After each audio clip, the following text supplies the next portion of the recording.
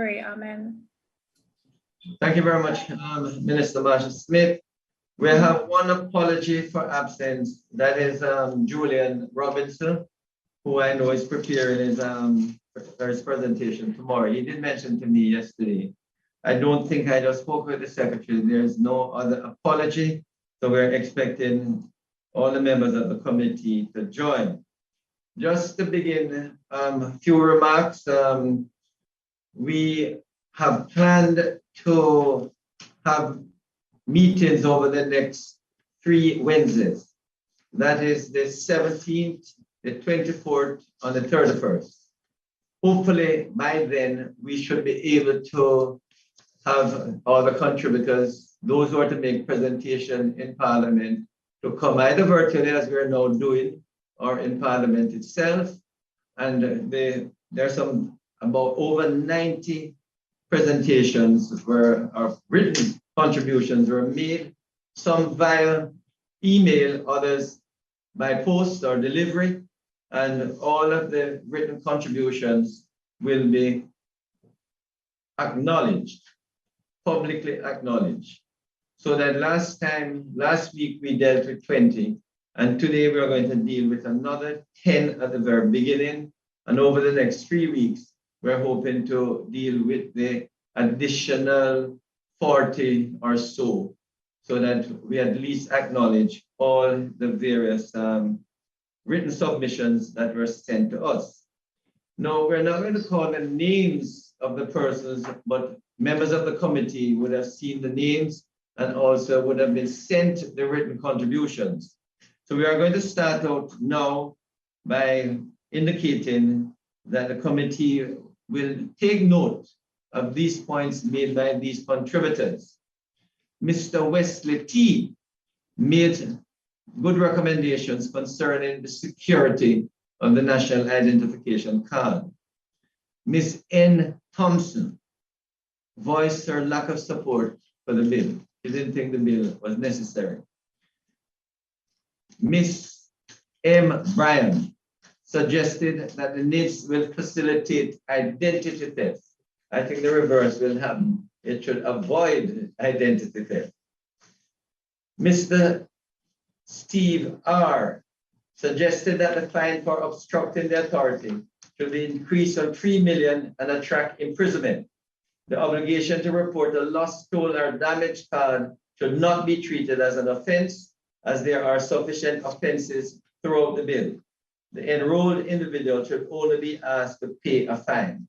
That is a matter, members of the committee, which we have put down to examine whether the penalty should be imposed across the bill.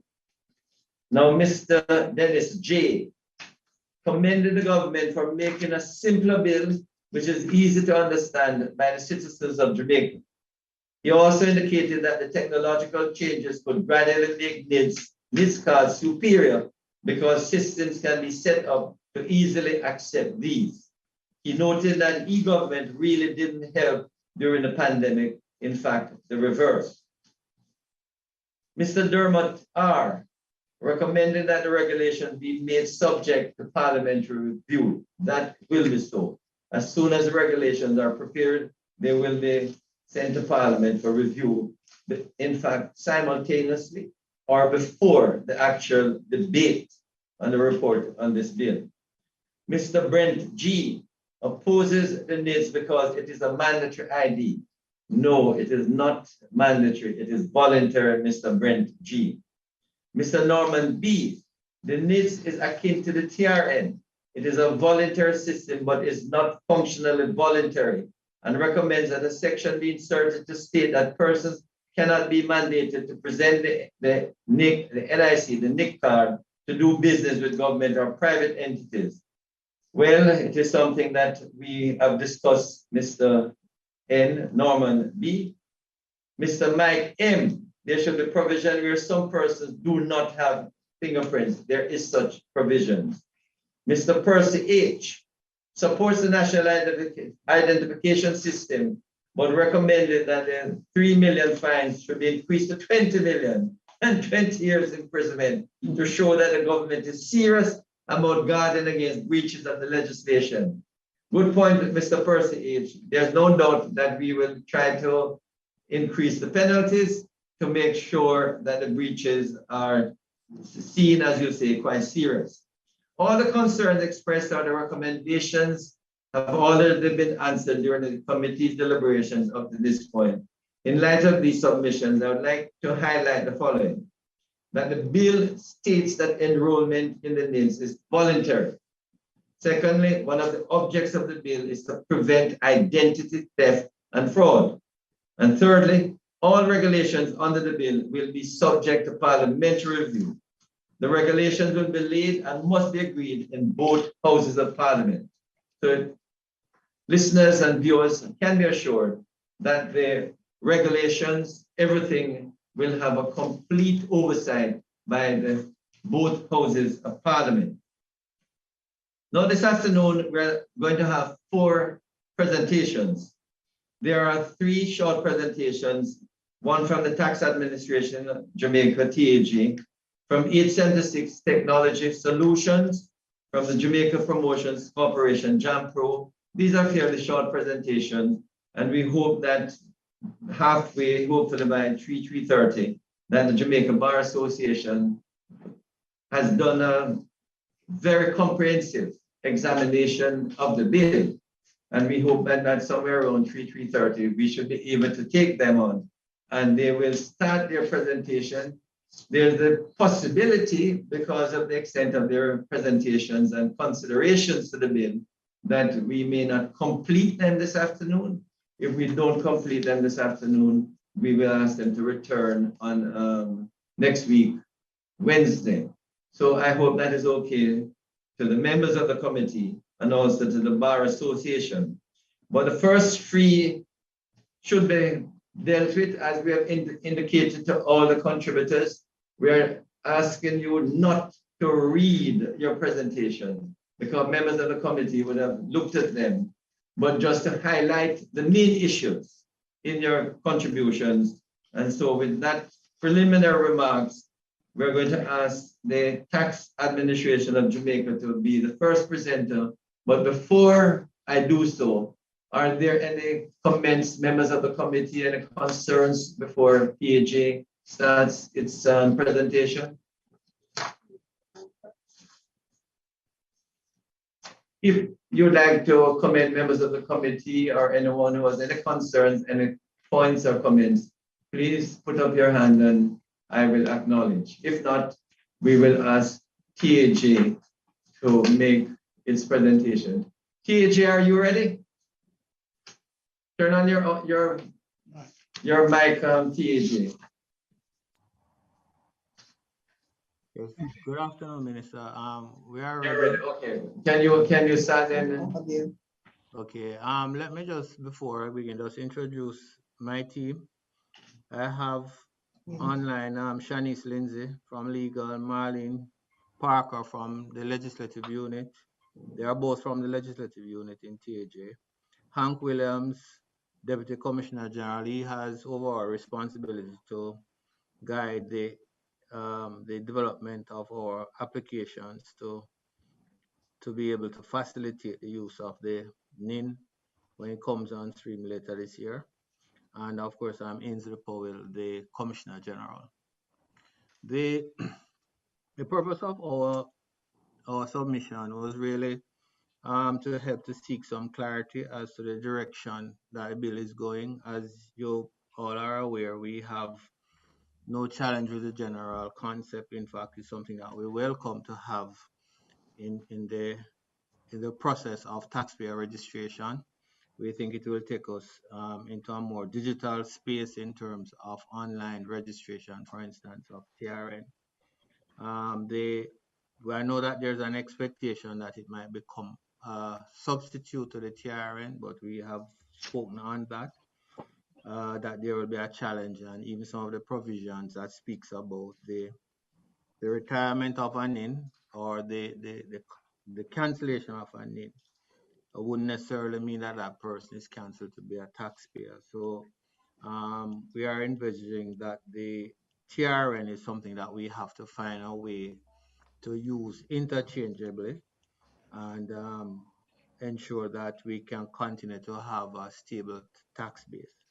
But what I'll do is I'll ask Miss Lindsay, Shanice Lindsay, to just walk through the submission that we made and make that presentation, Minister.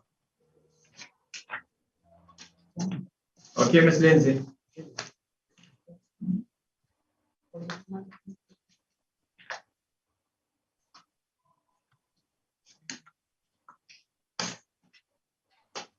Is she on? I don't know. Okay, maybe she's having difficulties. Minister Chuck, Marlene Nemhard Parker from TAJ, Legislative and International Tax Unit. So you will take us through? And I will take you through. Okay. No and hello to everyone. Hi. Okay. It's a very short submission, as you said, Minister Chuck. And as the CG said, we really are just seeking clarity on the interaction between the NIDS bill and the legislative as well as administrative and operational constructs of TAJ. So the first item of clarity that we're seeking is in section 8.1, which states that the authority shall, in the exercise of its functions and in the implementation of the provisions of the Act, cooperate with other public bodies. We are seeking clarity on how the cooperation envisaged by the bill is to be operationalized. In particular, it is not clear what cooperate means. We are assuming that there will be subsidiary legislation to support the bill. And what we are seeking clarity on is whether or not there will be other instruments, such as bilateral instruments, such as a memorandum of understanding. We are not clear on how the cooperation will be manifested and whether or not the cooperation will be reciprocal. So that is our first item that we are seeking clarity on. The second item, sections 14 and 20, which speaks to cancellation of enrollment and cancellation of the national identification card. We are also seeking clarity there on what the process or the guidance should be in circumstances where, for example, a public body such as the TAJ allows the use of the NIN in accordance with the TRN, whether or not, for example, the TRN at the moment is used for registration purposes, but it is also used for a number of other things. We share data with our multilateral partners. We share data with our local partners. And so the TRN is used for that purpose as well.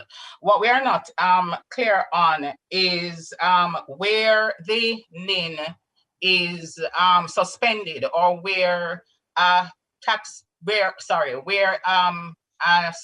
resident decides, or citizen decides to suspend his NIN, then whether or not timely, and we have started to use that as a form of identification, not necessarily registration, because we are assuming that the TRN for registration for tax purposes will still be this, the primary registration indicator. But where the NIN is used as a supplementary form of identification, whether or not there'll be something legislatively mandated that the TAJ should be notified in a timely manner, or whether or not that will just be some kind of operational or administrative process. The other item that we're seeking clarity on is in terms of the section to authenticate or verify the NIN. We're seeking clarity on whether or not this again will be done by subsidiary legislation, that is the authentication process. And so we are seeking clarity on that process. And as well as the fact that for the consent has to be given by the citizen for the NIN to be used, but for the TRN, there is no such consent that is required. And so we just want to make sure that the two processes are coherent and not clashing with one another.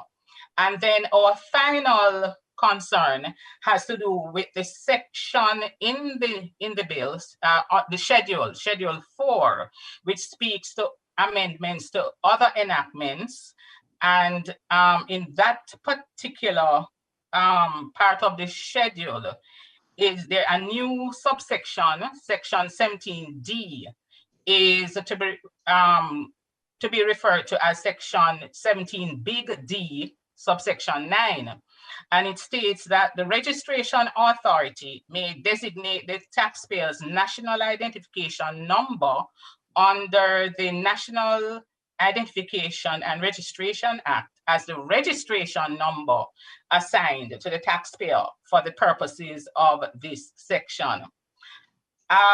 Again, we are seeking clarity on where TAJ decides to exercise that discretion, because it says that you may designate the taxpayers, the NIN, as a registration number. Where TAJ decides to use the NIN as a registration number, it will pose some operational as well as legislative concerns for us. And so we wanted to, again, to find out that where the NIN is no longer in use for the citizen, because the citizen has decided to that he wants to have his NIN suspended or so on, then how that is going to impact us. So those are the concerns. Most of them overlap, as you will find out. And so we just wanted some clarity. Thank you. All right, Marlene, thanks very much. I'm going to ask the technical team to respond to all 4 concerns. But one of the things I would just like to emphasize, so that listeners and viewers and PBCJ will understand, because there are a number of persons who have actually said we should have used the TRN as the basis for the national identification card. There's no doubt that the TRN will be used as one of the institutions to verify identification.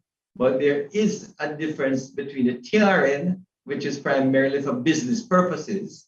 And indeed, as we know, persons in business or businesses actually have TRN, but no identification as such.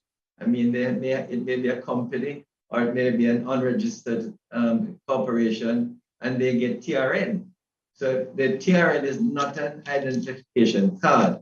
The NIN is intended to be an identification card primarily. In other words, whereas people use passport and driver's license sometimes for identification, these are not or were never intended to be identification.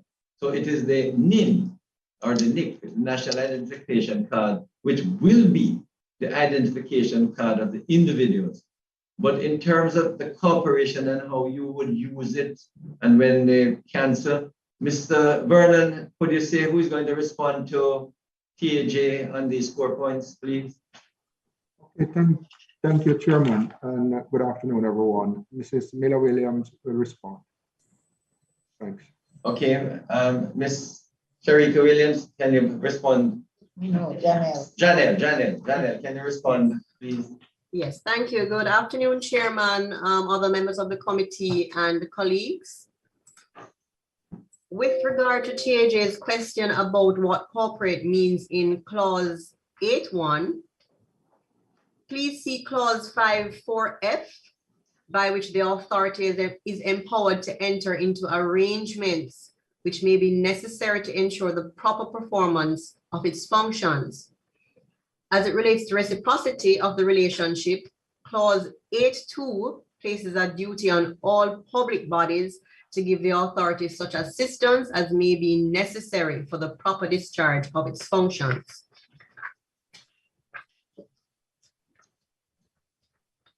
TAJ suggested that reasonable notice periods should be provided in the case of a cancelled enrollment and cancellation of a national identification card. Clause 15.2 states, among other things, that the national identification number shall be assigned permanently to the enrolled individual and shall not be assigned or reassigned to another individual during the lifetime or after the death of the individual to whom it was originally assigned. The NIN, National Identification Number, is therefore never cancelled, but the enrolled individual is required to stop using same once he or she cancels enrollment. The TAJ, as an accredited third party, may request the verification of the enrolled individual's identity information, including any changes. Also, operational guidance would be detailed in documents pursuant to Clause 8 or regulations as applicable, not in the primary legislation. In relation to TAJ's suggestion, where they said clarity is required either in this or subsidiary legislation so that the authorities and the citizens of Jamaica may understand how the numbers are to function with each other. Clause 8 of the bill requires a cooperation between public bodies and the authority. Public bodies and the authority is empowered to make arrangements as are necessary to administer the act. And these matters may be detailed at that time. In relation to TAJ's fourth concern in Schedule 4, that the language needs to be clarified so that it is clear that the intent of this section is to allow TAJ to choose at some later date to use the national identification number as a TRN without the need for any legislative amendment. It is a policy intent that if a person is an enrolled individual, consideration may be given to the TAJ as to whether to use the national identification number as a TRN. And at this time, we will also refer to the CPC for any further guidance. CPC. Right, so the word may is used there to specifically give a discretion to the registration authority, that's TAJ, whether or not they're going to opt to use the NIN as a registration number. So it's entirely up to TAJ whether they want to do that. Okay, thanks. Are you finished, Janet? Yes, I am, Chairman. All right, Marlene or... Chairman, yes, Chairman, may I just ask though, I mean, when you look back on the intent of the NIDs in order to streamline identification, the whole process of identifying and making life easier for the enrolled individual, not having to resort to multiple forms of identification, and I use forms of identification in quotation, do we not need to think through a little more how the NIN will interact with the TRN and probably provide for it with greater clarity? It seems to me though AG and Marlene and the TAJ can say, the TRN is, I mean, you get a number and that's all you get. You don't get anything identification. So that I think that TAJ will be happy that there is a card to show who the individual is when they actually get a TRN number. So that, as I see it, they're two separate, probably separate uses. TRN is for, you use it for business purpose, but not for identification. NIN use for identification to support all the different other TRN and other institutions that need an identification. To the extent that the NIDS is to be a comprehensive identification, I can hear persons asking whether your TRN would be referenced on it. No, I don't think so. What is clear though, AG, as this section provides, that in developing the NIN, that is the National Identification Information, the authority will collaborate with TAJ, because if you look at how the card or the information is collected in which section is it? Enrollment. The enrollment. If you look at the enrollment, no identity information, clause 11, you know, it refers the following reference numbers in respect of the individual where applicable, and that includes the TRN. That is, you know, just to authenticate, I suspect, that the individual is who he says he or she is. So, but I don't think the TRN is going to be a part of the card. So that all the different institutions, such as the driver's license, passport, national insurance number. So when a person comes up and say, I am X, and gives a name that his name is really XYZ, then I suspect the NERA will be checking with TRN, passport, and other institutions to see if XYZ is really who he says he is. So that is in terms of getting the data to be put on the system. But apart from that, I don't really see any other collaboration or any other notification on the card to say that, yes, this person has a driver's license, or yes, this person has a passport number, as the case may be. Am I right in that, Mr. Vernon or Janelle or Sharika? And Chairman, I think one of the major concerns for TAJ is that the NIDs would have far more controls, especially for collaboration, because they spoke about using it based on consent. Because the NIDs is a consent-based system when compared to TRN, where TAJ has more flexibility to partner and collaborate with international partners. Right.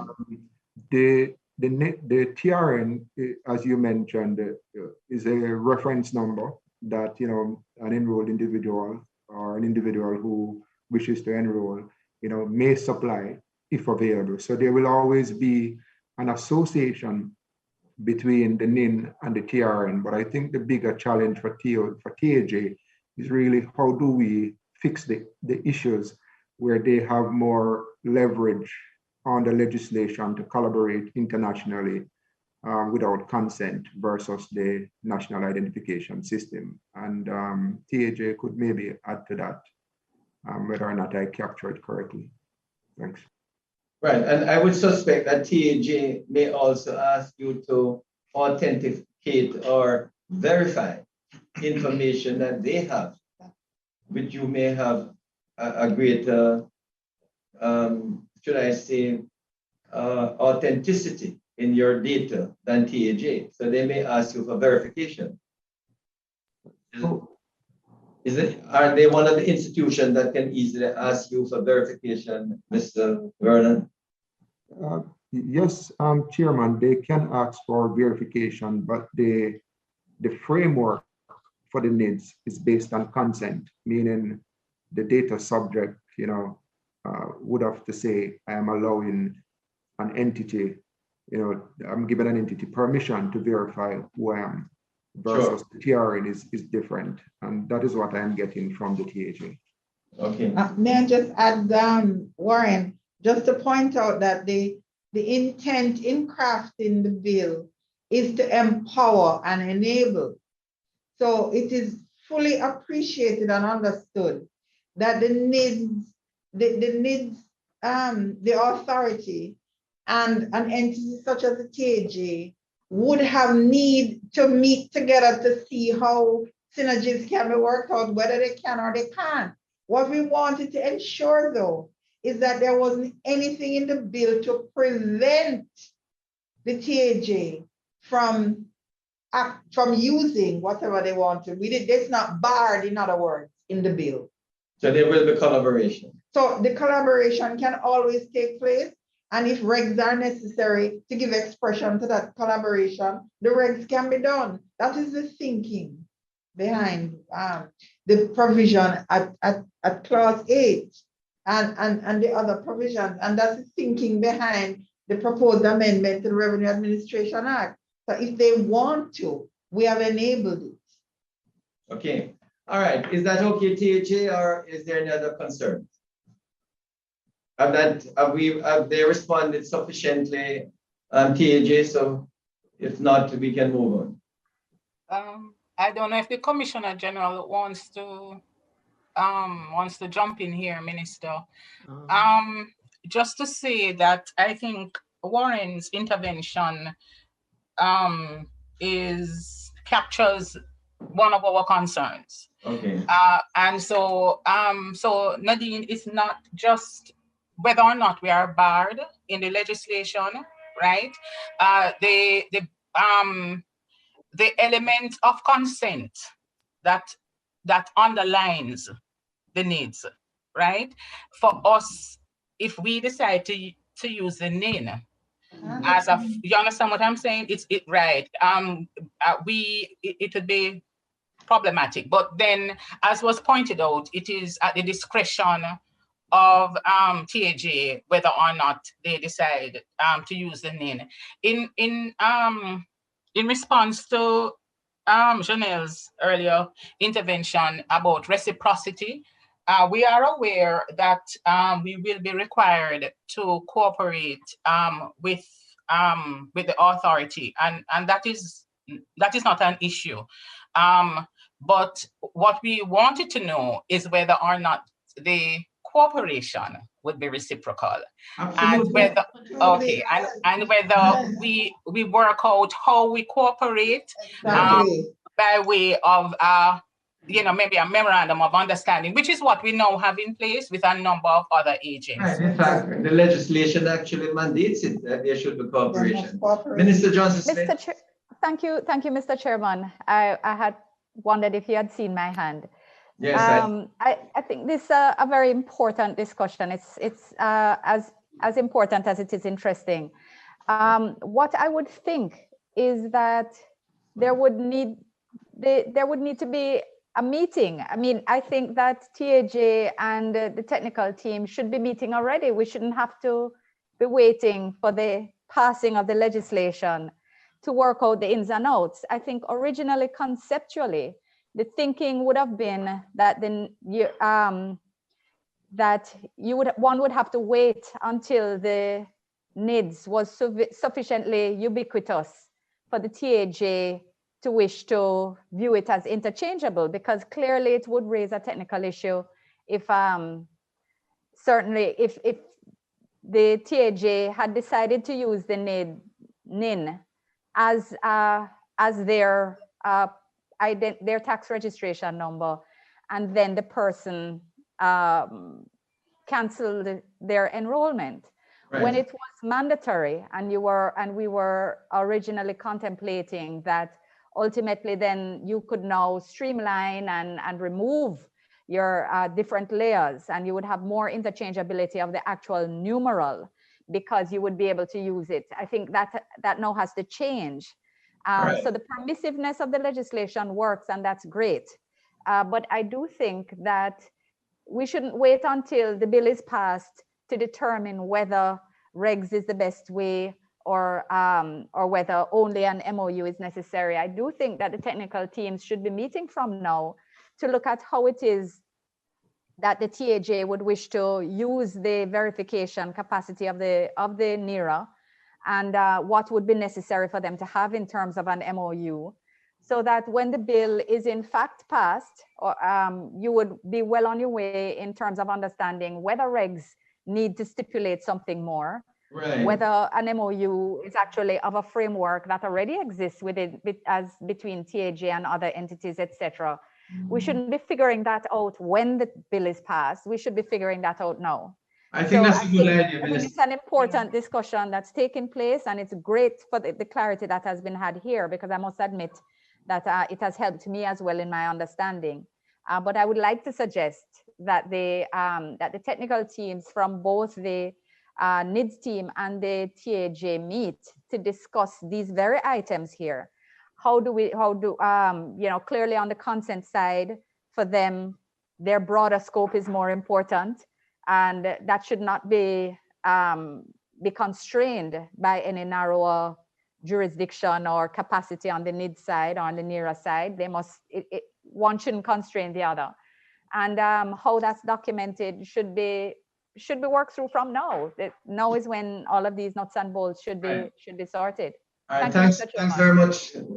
Thanks very much, Minister Kamina Johnson-Smith. I'll come back to you in a short while, Commissioner Powell. But I think Donna Scott, you have your hand up. Would you want an intervention?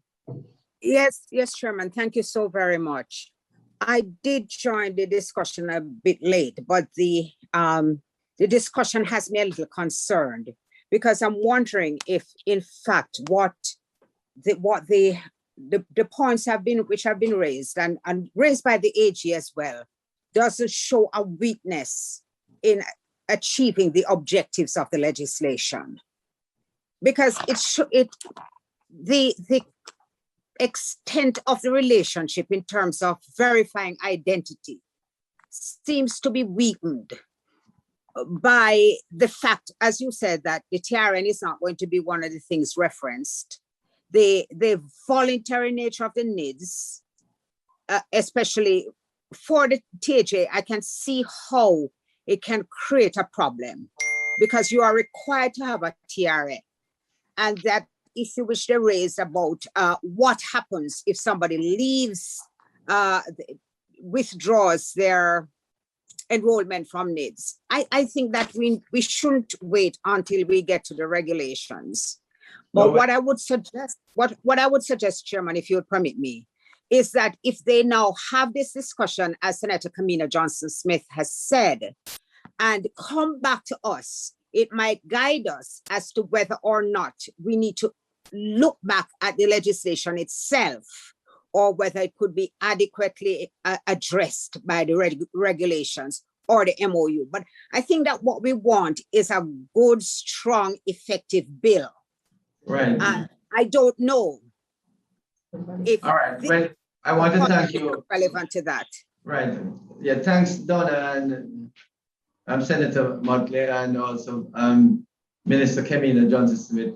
I think Commissioner and Warren Vernon, I think what both senators have said is absolutely useful and important, in the sense that I think before the regulations are formalized, both the TAJ should meet with the NID Secretariat, and the NID Secretariat should also maybe meet with NIS and other entities to ensure that, as both senators have said, whether the corporation can be worked out in an MOU or the regulations, or whether we should adjust this present legislation to make sure, or to say how the corporation will be worked out. Because if it is, complex, we may well have to put it in a schedule. So I'm going to ask the NID Secretary to look at meeting some of the institutions such as TAJ, I suspect MOCA and PICA, and so on, to see how the corporation can be worked on. Commissioner, we want to give you the final word on your intervention. Okay. Commissioner Powell. Thank you, Minister. Yes, the point raised by Minister Johnson-Smith and Member Donald Scott, we just want to point out that the Secretariat and TAJ, we have been working on the technical aspect of it. And the discussions this afternoon, I think, has brought some clarity to that process. So we are very much on the way of, working out how we will operate in terms of the identification of persons using the NIN, and how we will proceed with some of the nuances that may exist. So, things that we have not raised, for instance, remember that the TRN, for instance, is your GCT registration number, which is something that is publicly displayed by law, required by law to be publicly displayed. So we are working through those issues as we speak. But this afternoon was just to ensure that we were proceeding on a path that is in keeping with the intent of the bill. Well, excellent. So I want to thank you, TJ, Commissioner Poyle, and your team. As I say, please keep in touch with the NID Secretariat so that before the regulations are actually finalized, we have some understanding what the corporation will be. And as I said, whether it is going to be an MOU, whether it's in the regulations, or whether it should be in the schedule of the act.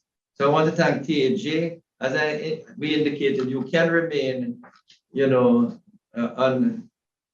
on site so that PBCJ is carrying on everybody whose video is on so that they can be seen. We're going to ask 876 Technology Solutions now. All right, sorry, you want a final comment? Warren, you wanted a final comment? Thank you, Chairman. I just, wanted to add that, we have been working with TAJ. We're doing a lot of work there. And I like your suggestion that we may have to carve out a schedule to specifically address that special international partnership to deal with that for TAJ, especially in the context of consent. So, if it can go in the regulations, yes. Yes. It will be a part of the regulations. You don't want to tie up the legislation with too many things that can go into the regulations. Okay. We will look into it, Chairman. We're going to look into it. All right. So can we move on now, members of the committee, to 876 Technology Solutions? Are you there, Mr. Forrest? Chairman, I think Member Sybil's has indicated a raise of hand, but he did it in the chat. I don't know why we're not seeing it on my... No, it wasn't done via the raise hand feature. Unfortunately, he placed it in the chat. Oh, no, okay. Mr. MP Sybil, placed it in the chat because my reaction, I placed it in the chat because my reaction is not showing. I didn't check the chat. Okay, go ahead. Have a raise and in there. So that is why I had placed it in the chat. Okay, no problem. But thanks, Senator, for alerting the committee that I want to say something. It's something that was said I'm not clear on. When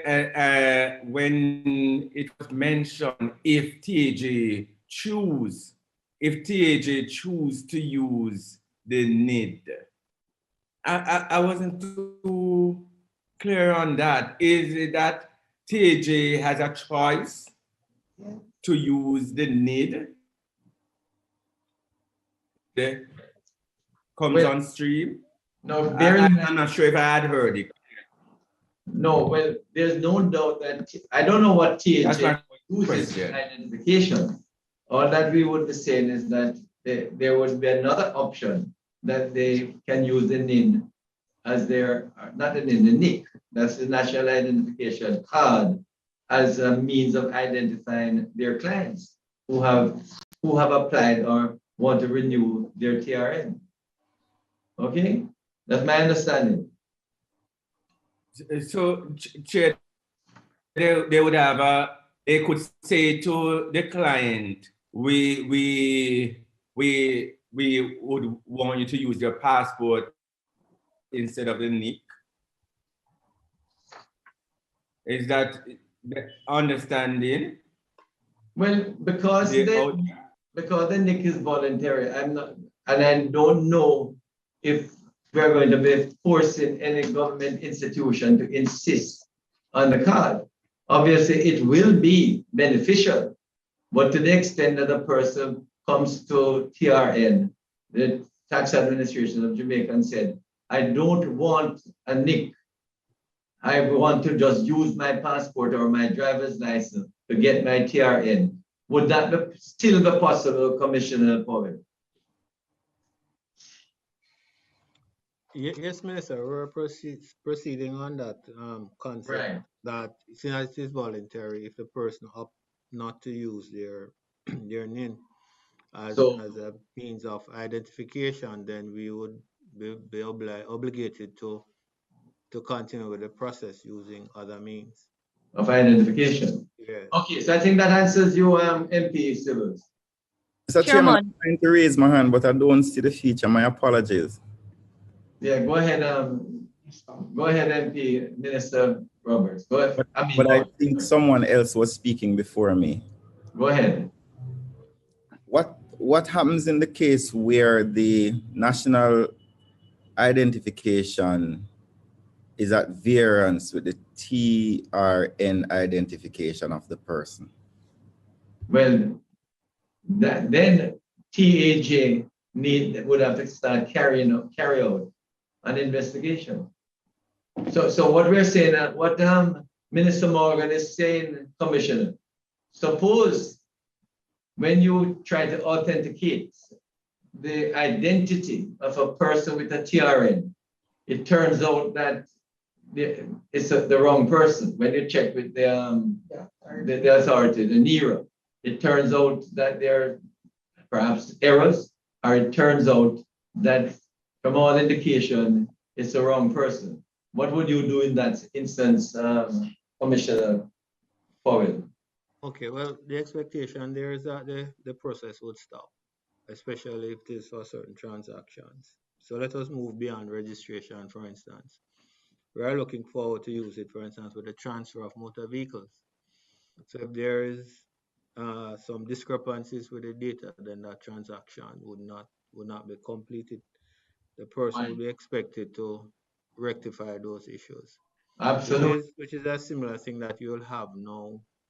You know, we're using birth certificates, passports. As we know, there's a significant problem with birth dates, for instance, with a lot of persons. Right. Something that comes up pretty often.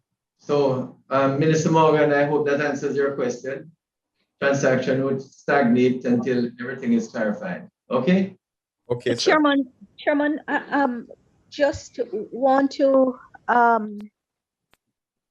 point us to bring under scrutiny the fact that with the initial design of the NIDs being premised on everyone a compulsory system, and eventually it taking over, for want of a better word, other forms of identification, and know that the court having ruled as it did, it has to be voluntary. It has to be a system of opting out. I think we have to ensure that we are reconciling what that means in law. And also, to the extent that the system becomes voluntary, life cannot and should not be made more difficult for anyone who chooses not to go via the NIDS route for identification. I think we're going to find ourselves in a little bit of a quandary where that is concerned, but it is going to be critical because the initial design of it is to eliminate the multiplicity of identifications, and built into the verification system is that on the surface, the NIDS would the NIC would enable the person to whom it is presented to accept it as prima facie proof that the person is who they say they are, without having to resort to other things. We have to look to ensure that the law is actually has actually shifted the way the ruling has suggested, because we have accepted the ruling. I think that's the idea, AG. When we get to the Bar Association, they discuss one or two of those points, because the Bar Association later compared the 2017 and 2020 bills. Okay. All right. Thanks, AG. We're going to move on. Thanks, Commissioner Powell and your team. Is Mr. Forrest on now? Are you there, Mr. Trevor Forrest? Yes, Chairman, I'm here, if you're hearing me. Are you ready to begin? Can you proceed? Certainly. Acknowledging all the members of the committee. Thank you for inviting me to present. I understand time is a premium, so I'm going to go through the presentation that I have pretty quickly. I'm sharing my screen so that everyone can see. If you could acknowledge, share that you're seeing the screen. Yes. Yes, we're all seeing it. All right, great. So pretty much what we're talking about in the submission that we made is the fact that, we have a current state for our citizens' identity and services that we kind of want to move away from to get to something that's a little bit more efficient, right? And pretty much a lot of that is embodied in the National Identification System and the Act. And one of the things we're putting forward is that there are 10 typical principles of digital identity systems and digital self-sovereignty. And these include existence, control, access, transparency, portability, consent, minimization and protection, and of course interoperability, so that what we're doing in the NID space is more or less in sync with the constructs outlined in the data protection and other legislation, right? So the main concepts I want to kind of focus on, because my submission and presentation was a little bit more on the technical side, because I know many of the submissions are going to speak a lot to the weeds of the legislative speak. What I wanted to do was to present something that was slightly a little bit more on the technical side and how that interacts with the legislation as it is. So it's really centered around some concepts of identity management, the dimensions of identity, the workflow, and then some other concepts: digital sovereignty, data anonymization, and zero knowledge proofs. Now, I specify these because when I go through the concerns that I have in the legislation, defining these will kind of start to make sense when I start to speak on them. So the dimensions of identities: me, the person, how my identity is rendered as it relates to either being physical or digital. So that could be the passports, the cards, and so on. And how these renderings are used to conduct business and interact and demonstrate that I am who I say I am. And you have various validation workflows that allow you to more or less conduct business and identify an individual in such a way that the mechanism is credible, right? Another thing I just want to mention is the concept of data anonymization, which is a process by which data is irreversibly altered so that the subject can no longer be identified directly or indirectly. And how this becomes important, I will outline really quickly in a coming section. And the last one is the concept of zero knowledge proofs, which is a little bit more confusing sometimes or a little complex, but it's the method by which one party who is a prover can prove to another party, which is the verifier, that they know a secret without providing the information about the secret. And I think the most fundamental and rudimentary version of that is when you call a bank on the phone and they ask you some questions, and by giving them an answer, they verify that you are who you say you are, right? So that's a very, very, very simplistic method of how zero knowledge proofs are used. So moving into my general comments and concerns, I'm very happy with the second iteration of the NERA. It's way more sober than its predecessor.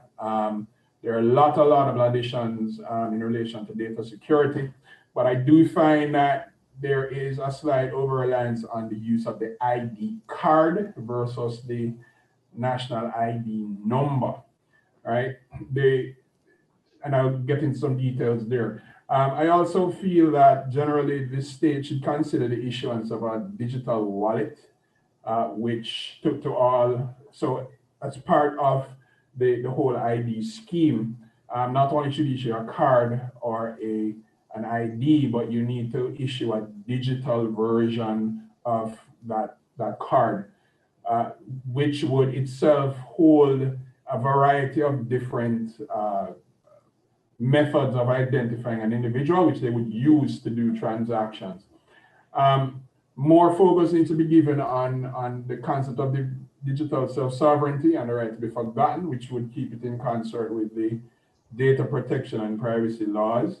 And the last thing I'm going to speak on is the potential risk to innovation based on some of the restrictions in the legislation.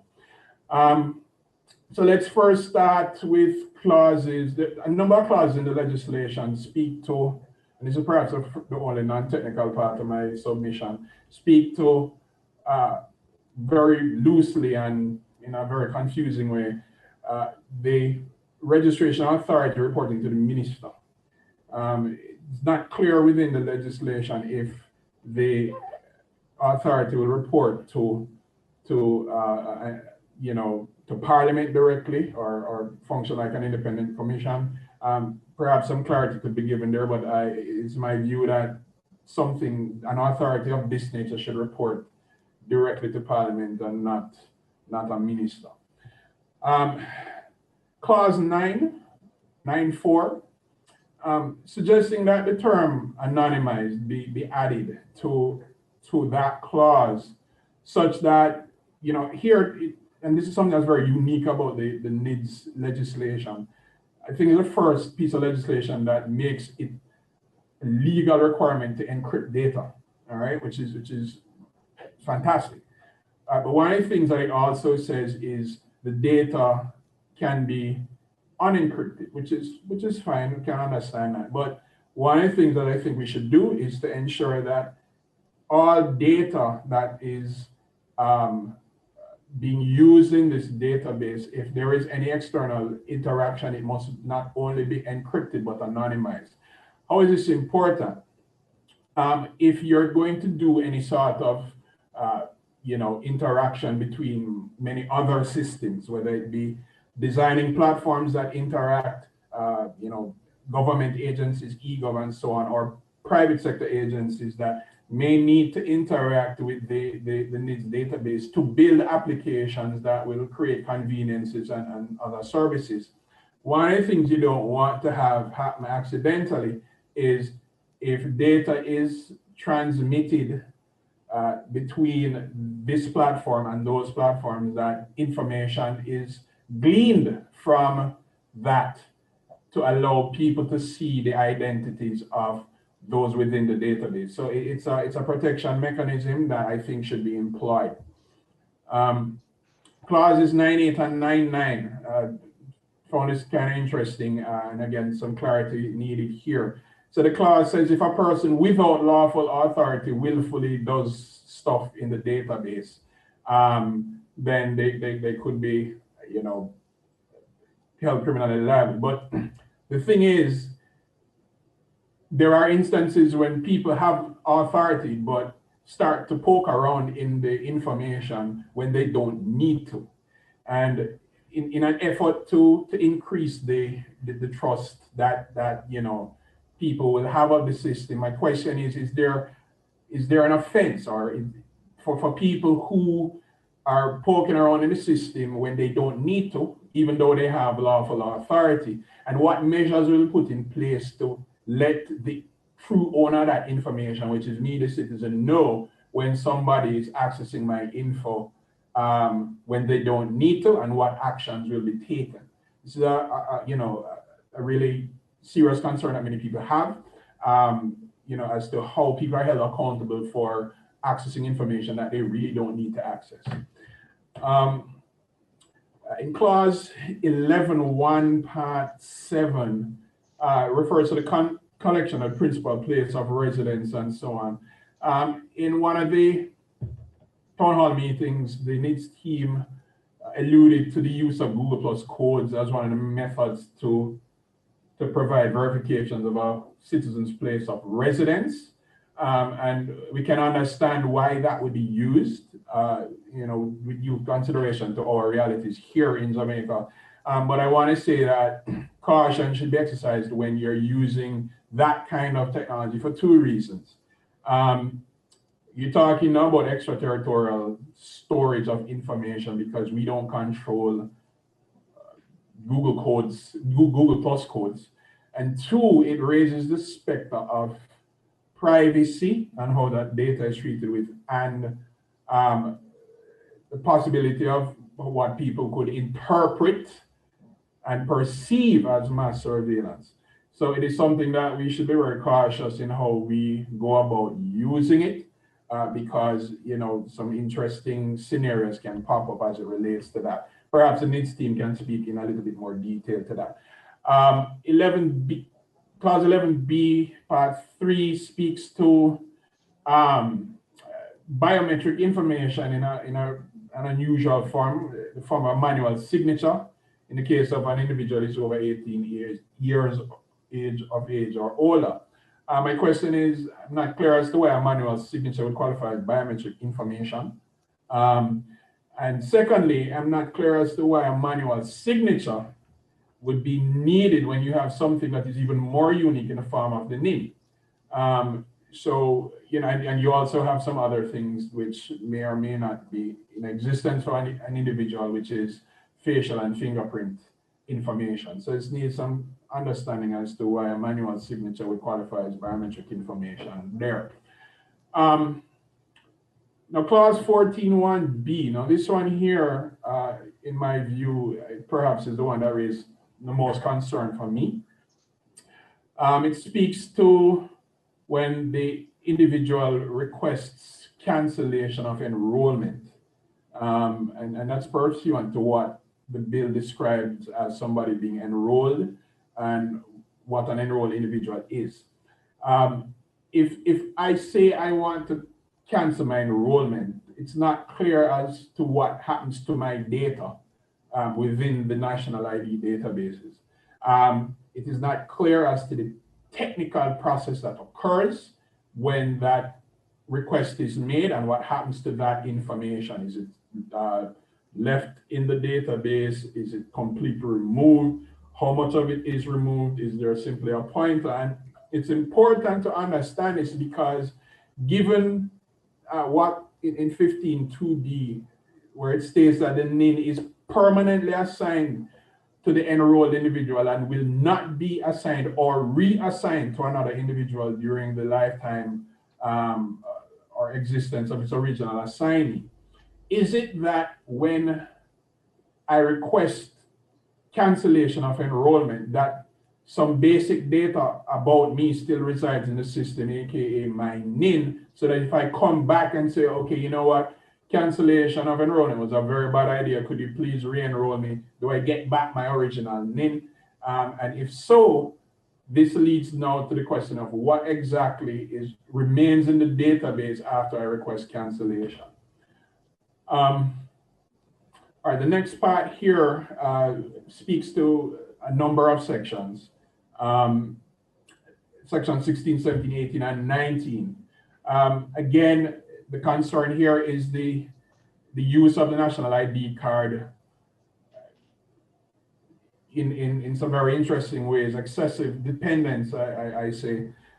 Because one of the things that this platform, the whole concept of NIDS is meant to do is to reduce fraud. Now, when you depend heavily on an ID, that instrument, that physical instrument as a means of proving the person's identity, right? Or as a means of facilitating transactions, you have to realize a couple of things.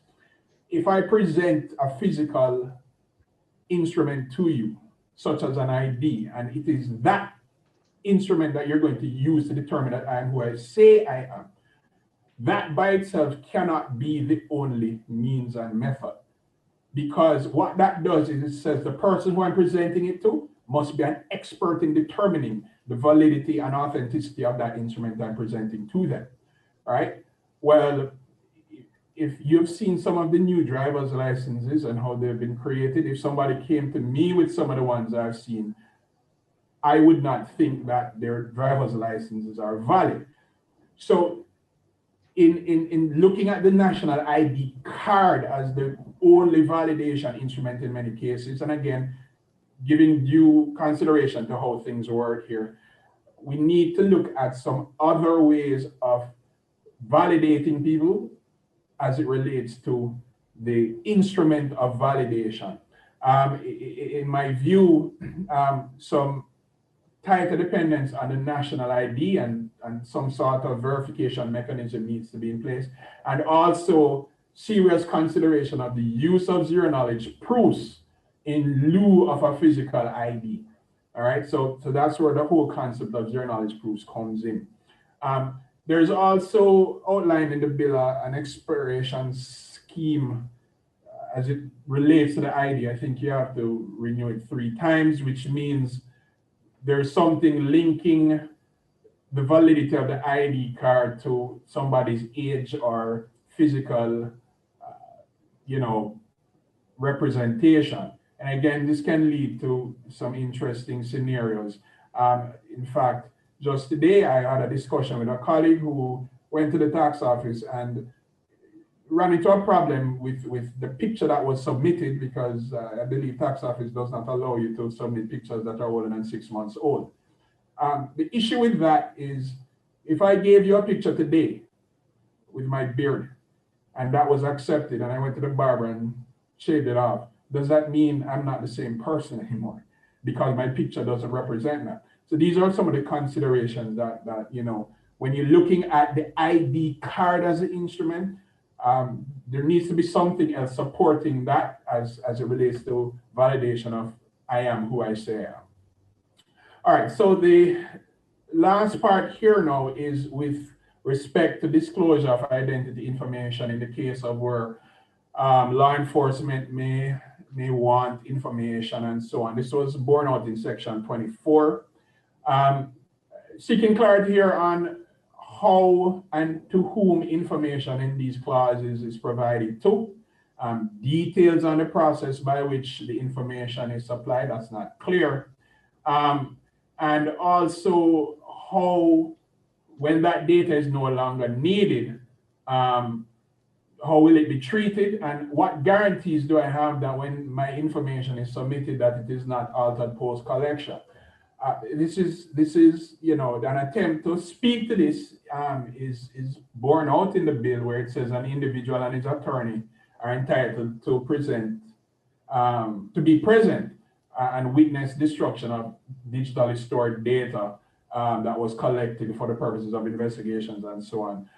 Well, we know that there are interesting ways to digitally remove and digitally recreate information. So there's no guarantee in the legislation that says that when I go with my lawyer to witness information being destroyed, that it is actually destroyed. All right. So again, that raises some questions. So there are no clear guarantees. Now, I make reference to some sections in the Cybercrimes Act, 16, 17, and 19, where they outline some very clear details as to how information must be collected and treated with in the furtherance of investigations conducted via that piece of legislation. I think that kind of detail should be considered as it relates to this, or at least reference to that regime of data collection and purging should be made to that within this piece of legislation. I hope I went through that quickly enough, and I thank you again for inviting me to present, and I look forward to the answers provided by the team. Thank you.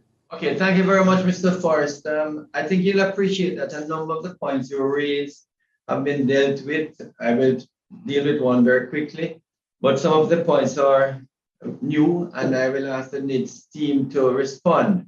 But one in particular, you consider, the question of the enrollment and cancellation of enrollment. Bear in mind, there always has to be an archive of NIN, that is National Identification Number, because if it is going to be unique to an individual, when an individual dies, then that number cannot be used by anyone else who seeks to use it. So that person's name, information, and number will go into an archive so that no one can use it again.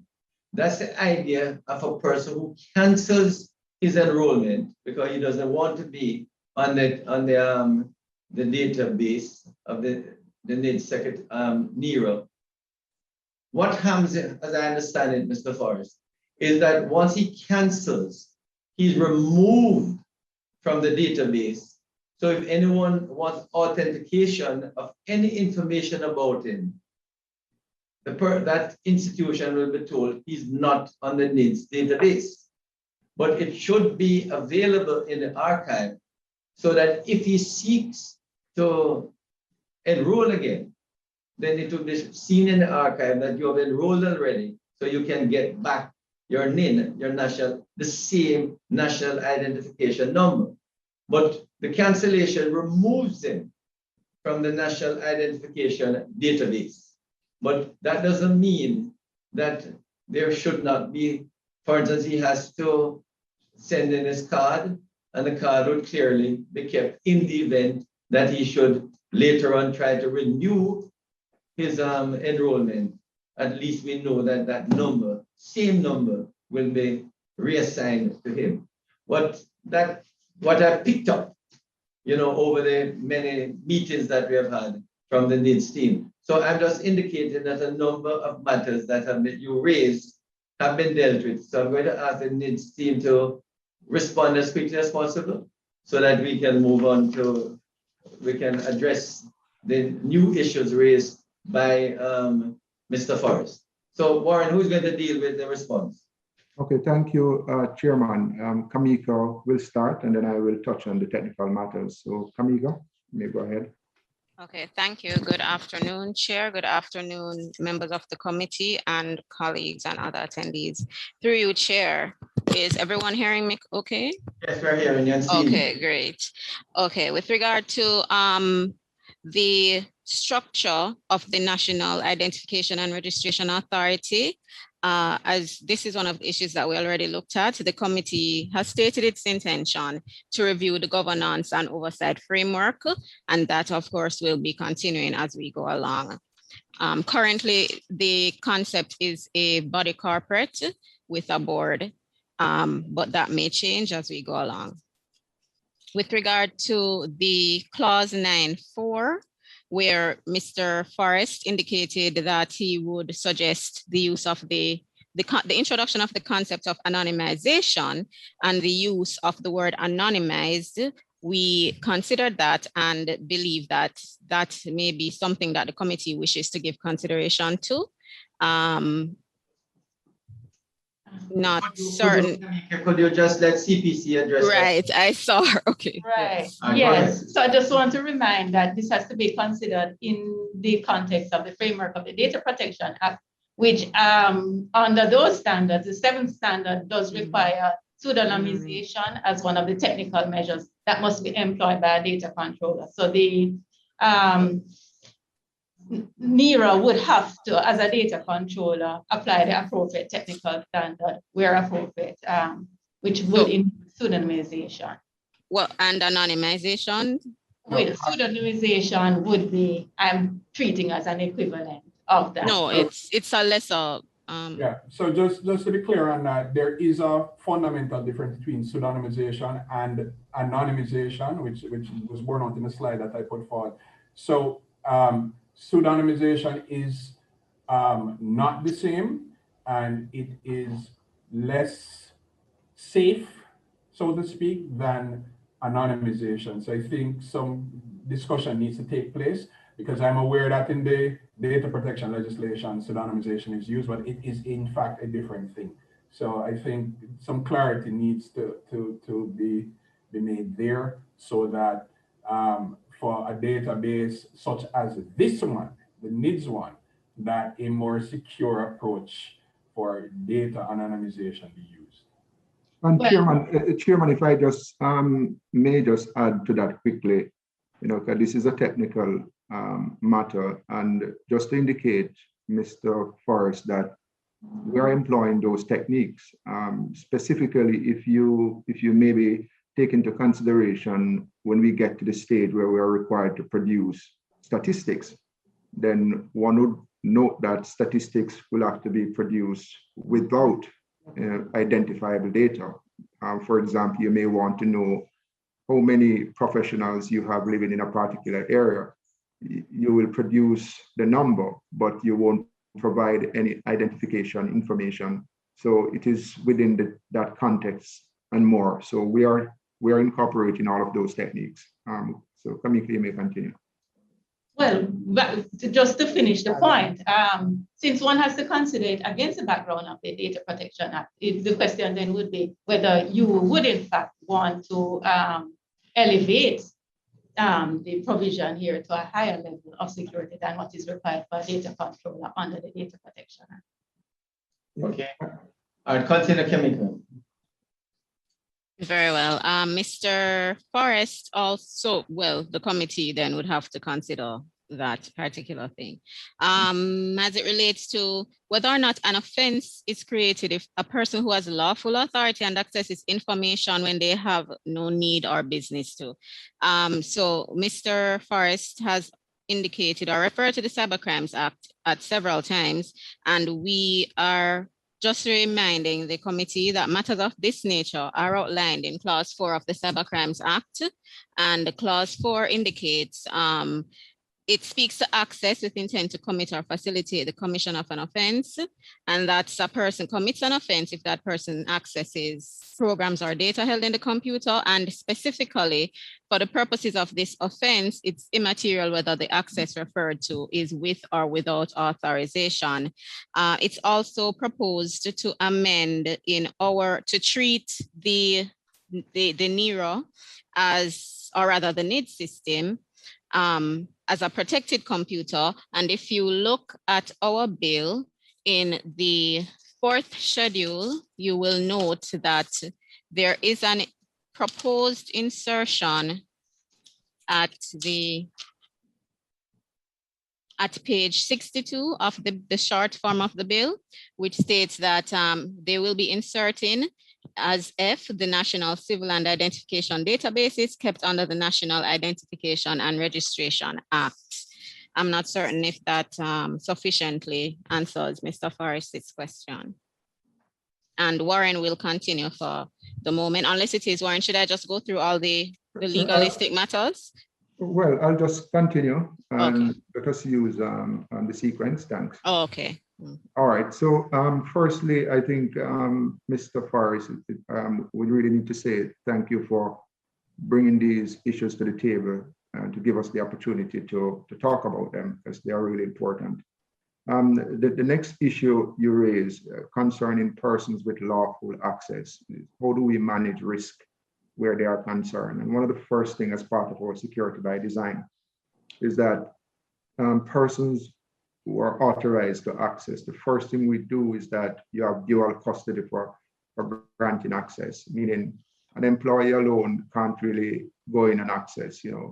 They must get an additional approval, maybe from a supervisor, but we're not leaving it there because people can collaborate. Secondly, all the activities on the system will be logged and protected by blockchain. And this is very important.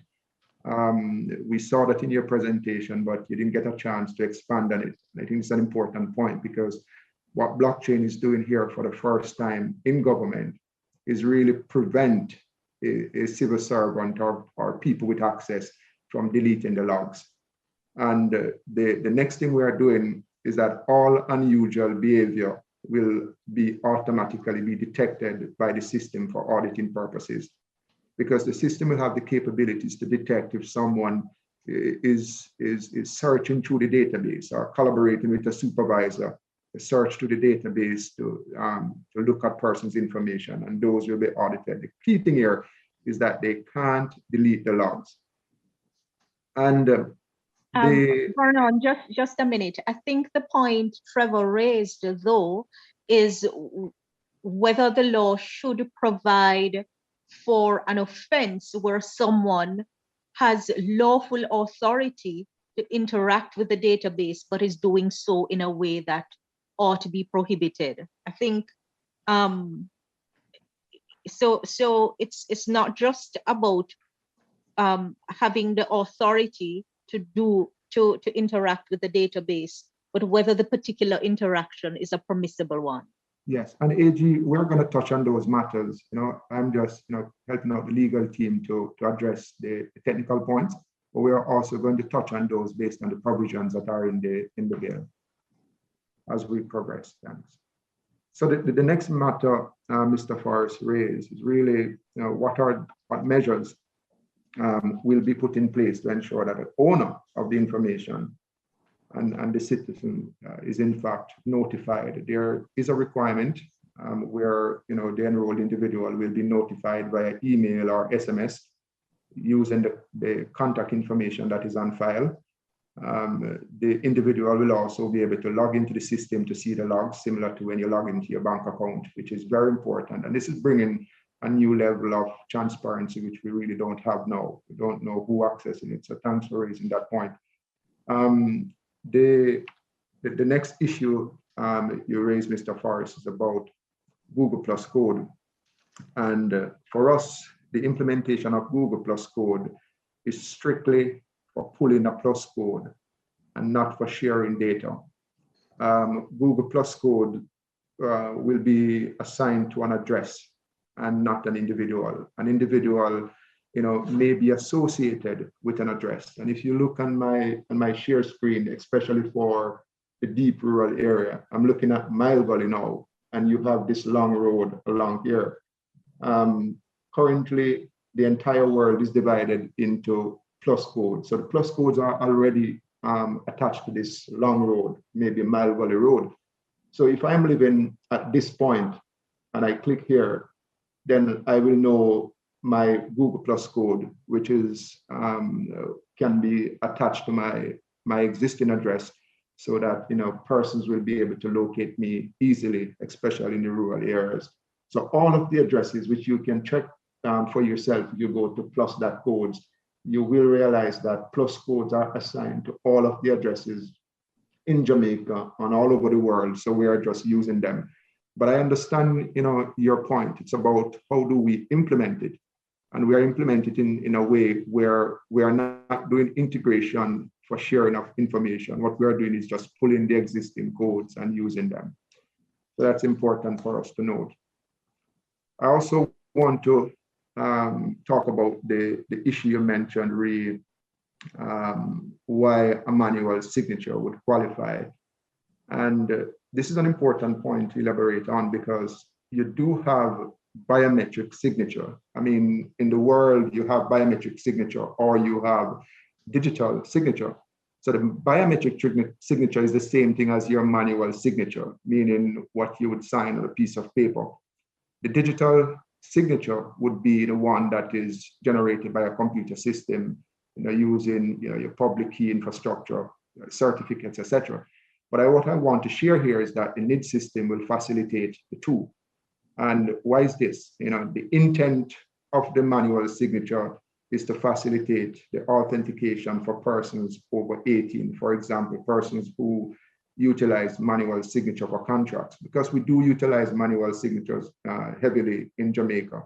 The manual signature will also serve as confirmation of an enrollment that the individual agrees to the identity information captured and that the authority has fulfilled the requirements outlined in clause 10.2, because we are required to explain to the individual that is being enrolled into the system why we're capturing the information, what it will be used for. They must see it on the screen, what you're capturing, and they must agree to it and sign to it.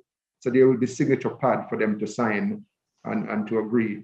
The issue concerning the NIN, in our view, the NIN by itself is useless because it's not a smart number without the association of attributes about the individual.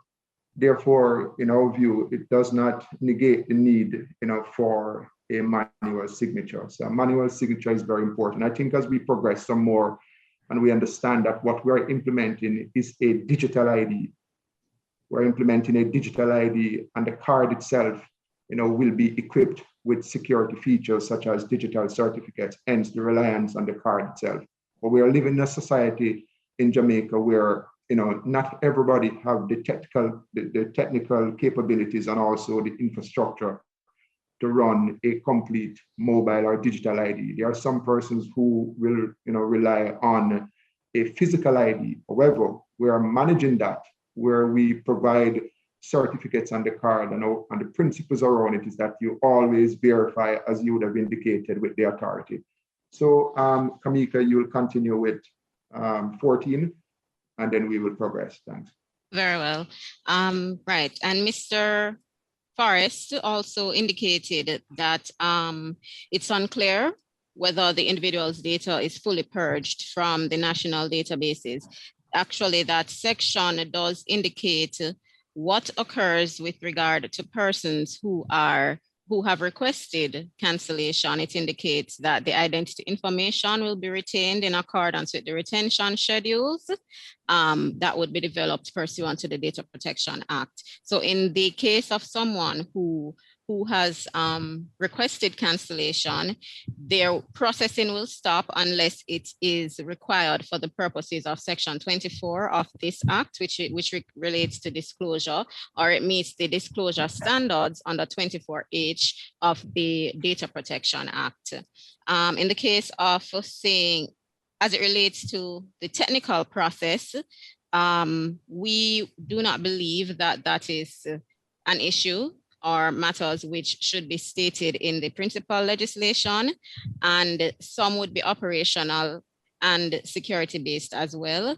And subject to what the CPC has to say, that is our response to that. With regard to what happens when a person who previously requested enrolled cancellation seeks enrollment at a later date, the re-enrollment would be akin to a new enrollment for a NIC, but because the name is still existing, the person would be assigned that name.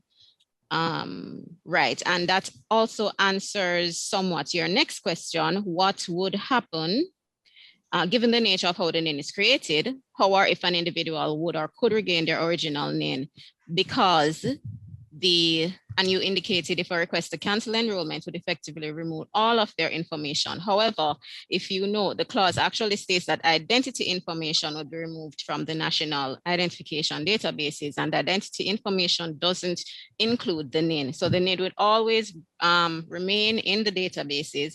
And if an individual chooses to re-enroll, then he or she will be assigned that particular name. And I'll turn back over to Mr. Vernon for more technical matters, unless, right, okay. Okay, thank you, Kamika, as I continue. So the next matter, an e-wallet, and thanks for raising that matter also. In our view, an e-wallet is a broader solution, which may be scaled to store several secure digitized documents by the government. And there are no policy position in place to utilize it in that fashion. But just to give the committee an idea, an e-wallet, you could store your driver's license, you could store your motor vehicle documents, you could store a number of things, and whenever these documents expire, you can easily remove them automatically. But the conversation that we should have really needs, which is incorporated into the solution, is a mobile ID, which is a digital version of the physical card. So I want to confirm that that the system is designed to accommodate the use of an e-wallet, meaning a mobile ID can be placed in a wallet. And the scope here for the NIDs, again, is really the mobile ID. The next matter I want to raise is reading in to provide further clarity. Reading in, I want to say that there are security attributes which are available with an electronic ID card. That's why we place a lot of emphasis on the card.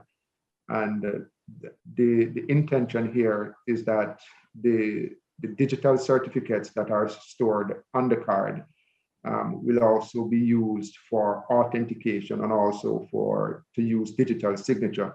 And authentication meaning someone can use a PIN to sign into a service, etc. So we just want to highlight those few points. So back to you, Kamika. Thank you. No, that's not it. Mr.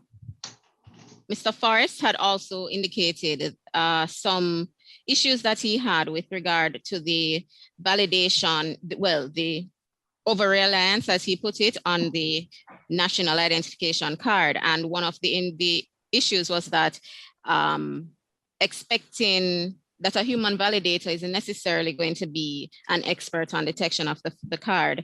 And what we would respond to that is that the verification processes, of which there will be several levels, take into consideration persons with and without particular infrastructure necessary to do the verification. And accordingly, we believe that that is sufficient to take care of that.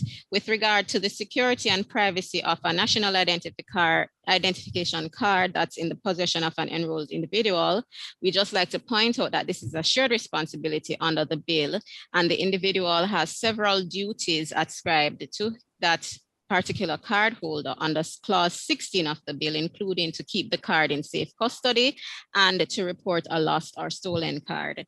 As it relates to our end of it, the authorities' end of it, where a card is lost or stolen, the only information on the card is the information on the face of the card plus the digital certificates, right? And what happens is if a card is expired, canceled, or if it's reported lost or stolen, the digital certificates may be revoked and the card would be rendered useless for any nefarious reasons.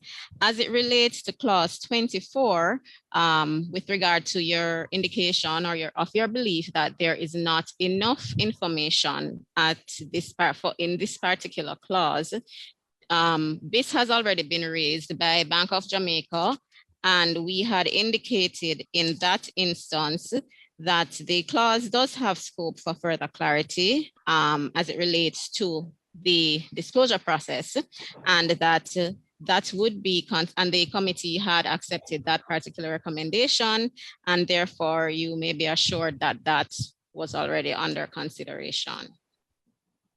Okay, that's it from the NID team. Yes, I'm sorry, that's it, Chair. Thank you. One matter he raised, which you have not responded to, but I can. Which one? And that is the fact that the photograph or the card, you have 3 different age period. So that just to respond to Mr. Forrest, what happens is that for children or persons under 18, the feeling is that their facial features change quicker. So it's every 5 years. Between 18 and 60, I believe, because the features don't change as rapidly, then it's every 10 years. I had brought up at one of these meetings that after age 60, Mr. Forrest, old people like me, our features change more as rapidly as the children under 18, so that we may well need every 5 years instead of every 10 years. But the idea, Mr. Forrest, is that you would get an updated card so that it reflects your facial features, okay? Your existing facial features. Is that, have I put it, okay, Kamika? All right, so yeah. Just one thing. I think Mr. Forrest had said that a card would be issued 3 times or something like that. It wasn't really that it would be issued. It was just the 3 different bases upon which the validity rested. That was what is. Minister Kamina Johnson has her hand up. Would you like to come in, Minister Johnson Smith? Thank you, Minister. And please don't mind me leaving off my video. It's just that I seem to be having an unstable internet connection. No problem. Go ahead. Right. So thanking Mr. Forrest for his presentation and for his deep dive into a lot of issues that, as Mr. Vernon pointed out, really needed airing.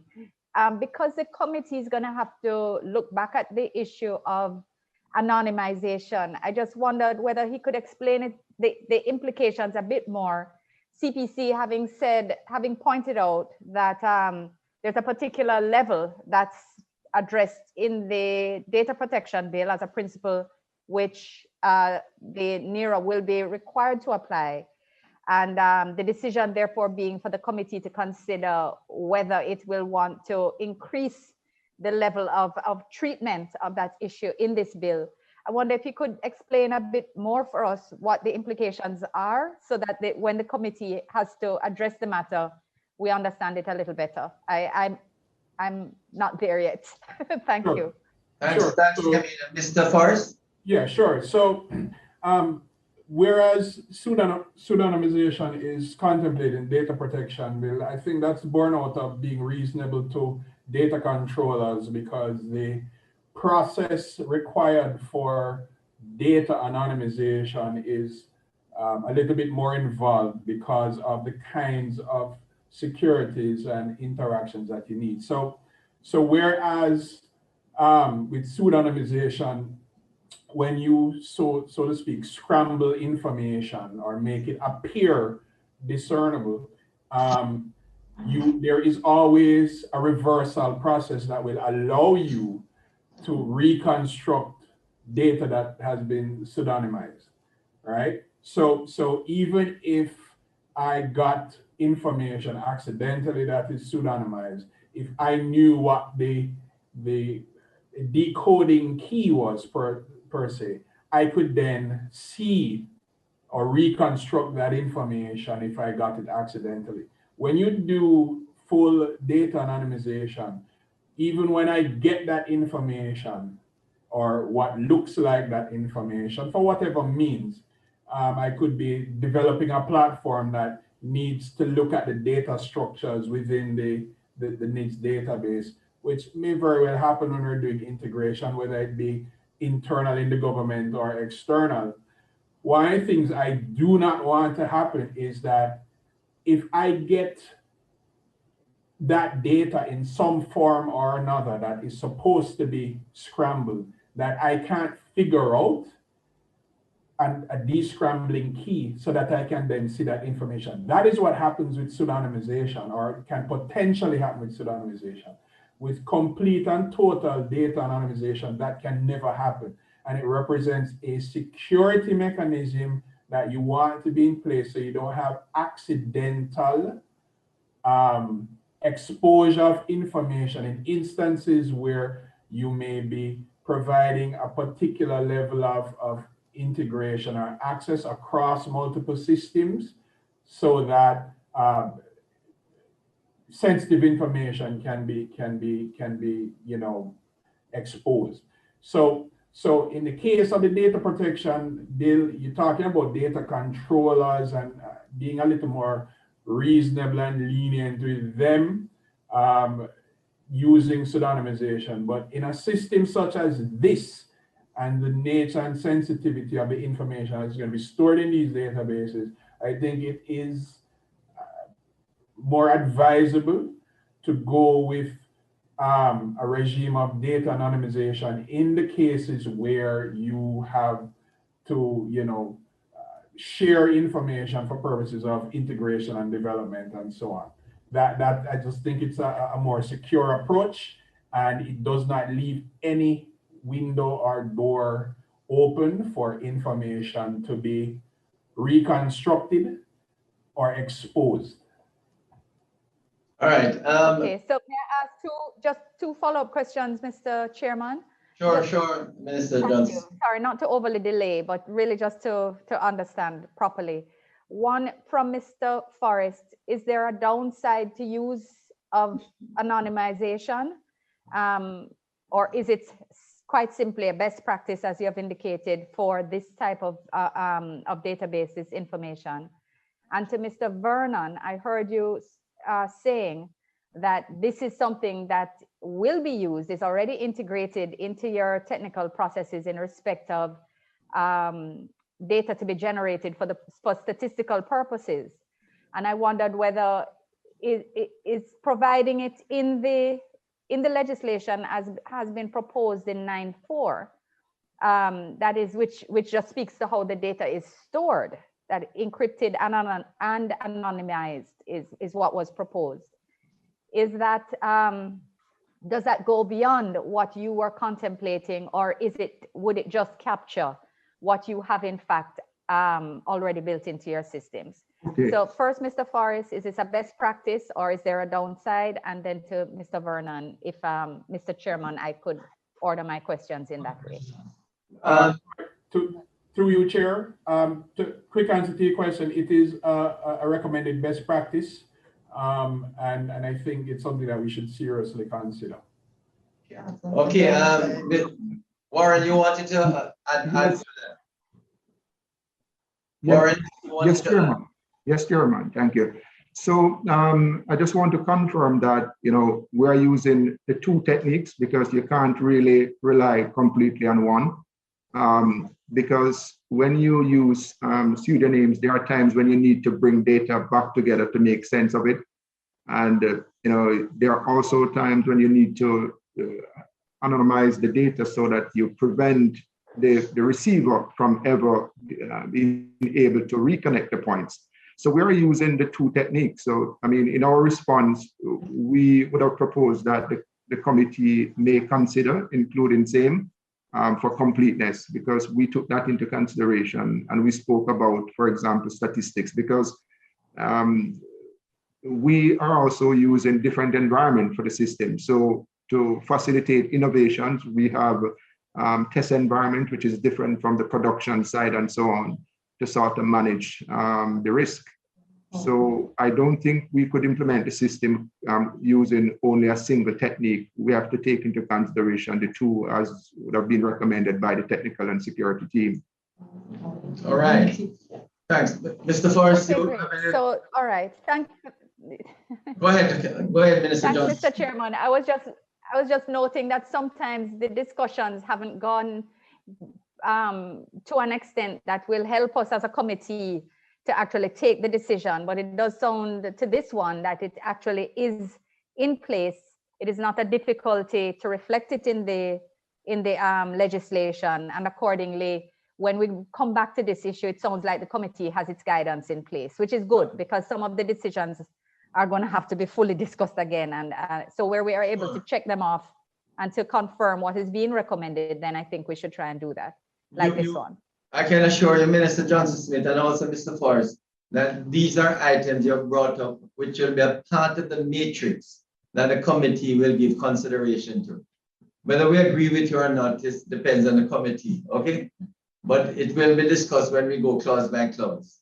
So if there are no other matters, Mr. Forrest, we will want to thank you for the extensive work you did on the bill, and thanks for the information which you have brought to light. Thank you, Chair, and thank you, committee, again for entertaining my thanks. You can, as we say, you can remain online. Now, JAMPRO has made a number of comments. JAMPRO, I would say, JAMPRO, if you do your general comments, because a lot of the submission are really drafting. So a number of the matters JAMPRO has indicated is really to improve the drafting. So that will have to be considered by the CPC, whether or not, you know, what you have suggested JAMPRO will improve the suggestion. But what we'd ask you, JAMPRO, is to highlight your contribution. Is JAMPRO on? I know. I'm here, Shalette Cox from JAMPRO. Wonderful. So you want to highlight your main? Sure. Yes, please. Go sure, ahead. Chair. And thank you. Thank you. The team with you. Sure, Chairman. So I have with me today Kelly Dawn Hamilton, who is the head of the Policy and Business Advocacy team in JAMPRO, and I'm Shalette Cox, Vice President for Research, Advocacy, and Project Implementation. Apologies from our President, Diane Edwards, who couldn't make it today. Chair, the plan was to focus it on the more substantive matters and kind of skip over the other matters that the CPC would consider as drafting matters. Right. On the general comments, Chair, the first thing that we wanted to understand, as it wasn't clear from the bill, is whether the authority would be able to track the usage of the NID card outside, meaning if somebody used it to register a business, then used it to register for an exporter, would they be able to see that list of things that any citizen uses their either the card or the number for? So that's the first question. We have two matters in here on governance in section 6F. we're suggesting that where it currently says that the board will give directions to the CEO, that we include that the board will give directions to and monitor the performance of, because we think that from a governance perspective, monitoring the performance of the CEO is critical.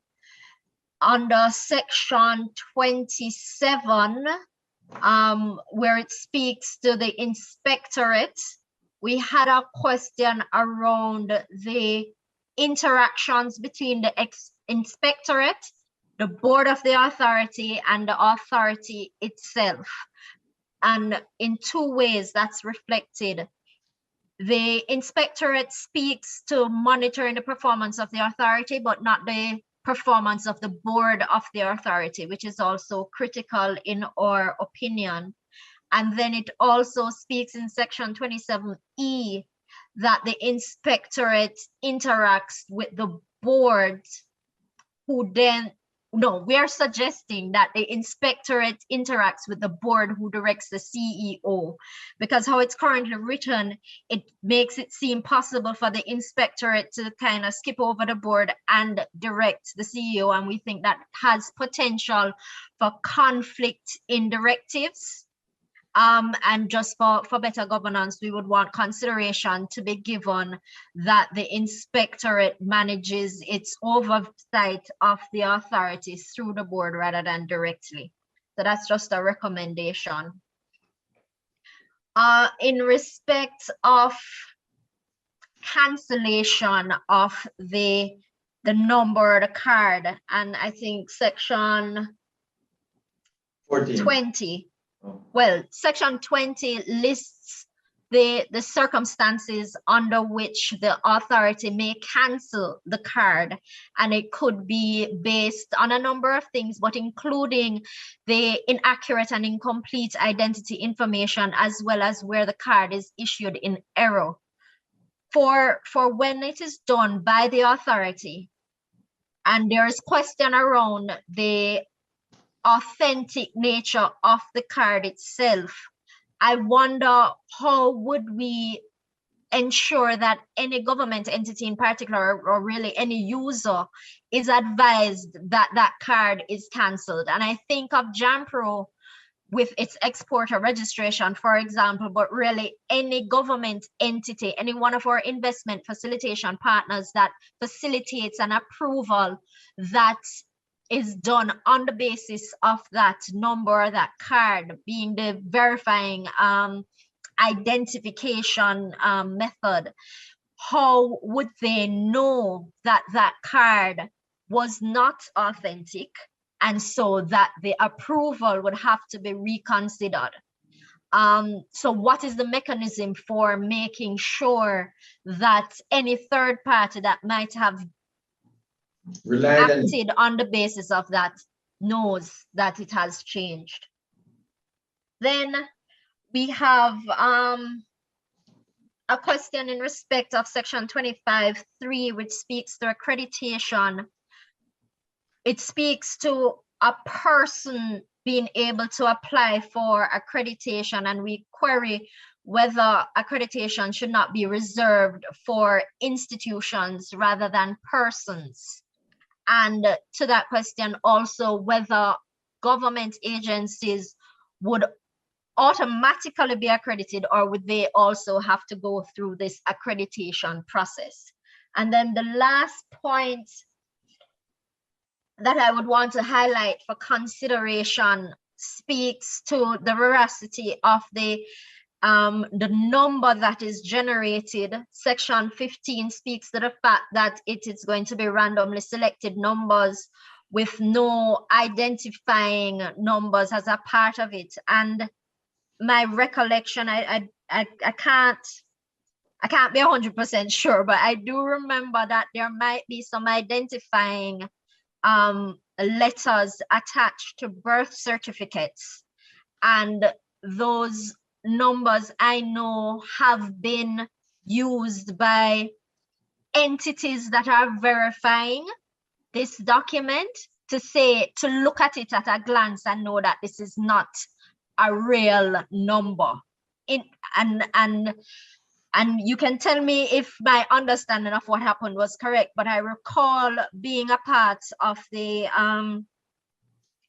looking at a birth certificate that was fraudulent and being told that just where the letters were, what the letters were, and the parish of birth did not match up. And so immediately the officer that was looking at it was able to say that this document was a fraudulent document.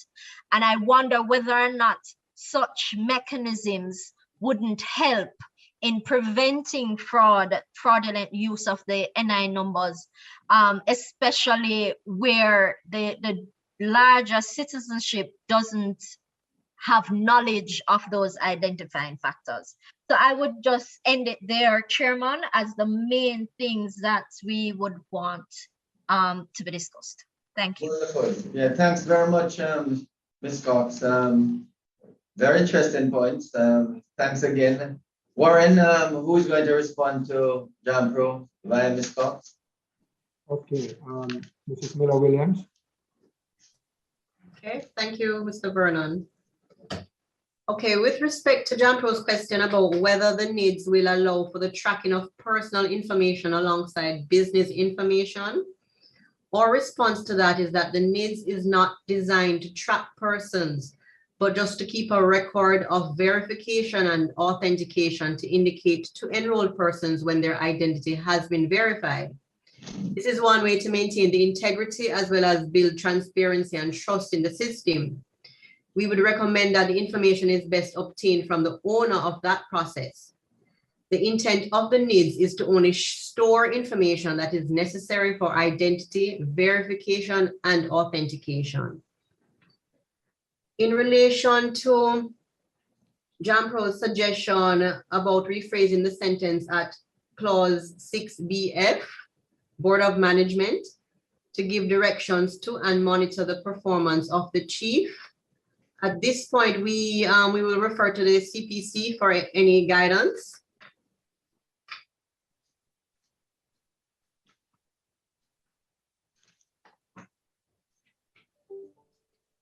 Right, so that's 6(1)(f)? Yes, CPC.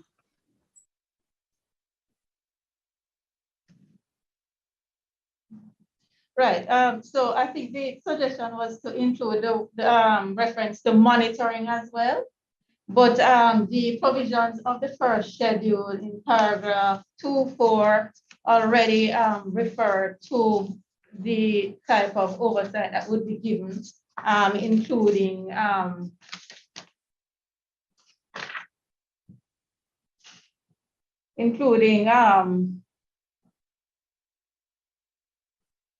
requiring, or it speaks to the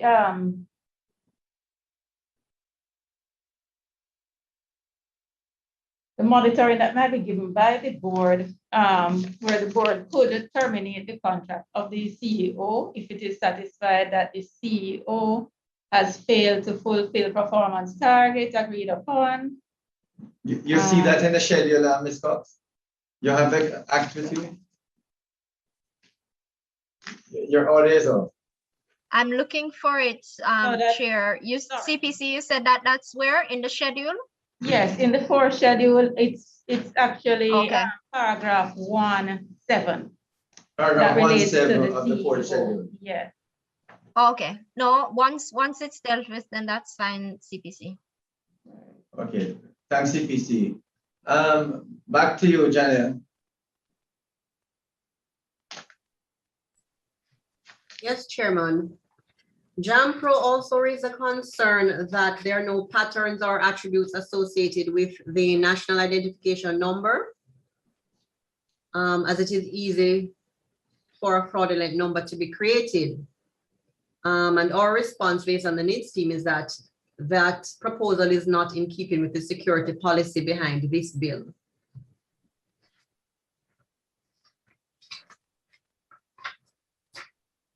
Is that it, or you have? Go ahead. Sorry, Ms. Miller, through you, Chair. Could you just please repeat that?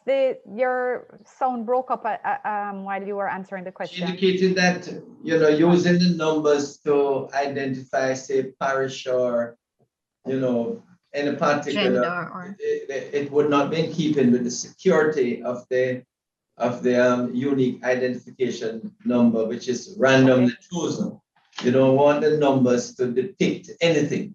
I think that's my understanding, Janet. Is that so? Yes, that's correct, Chairman. Continue. Okay.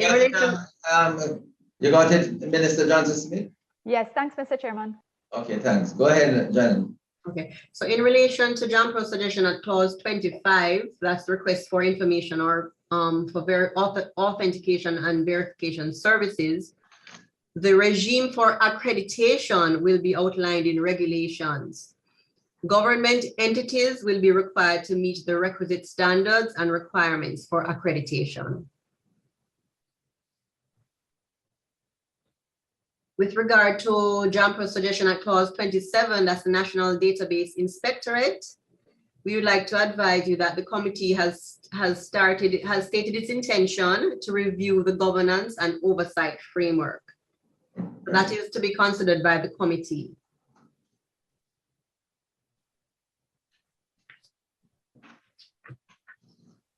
Okay, that's it. Yes, that completes. There was one around the cancellation and how government entities in particular would be notified if the authority chooses to cancel a number or card based on inaccurate information or where the card was issued in error, but then subsequently used by a government entity to grant an approval.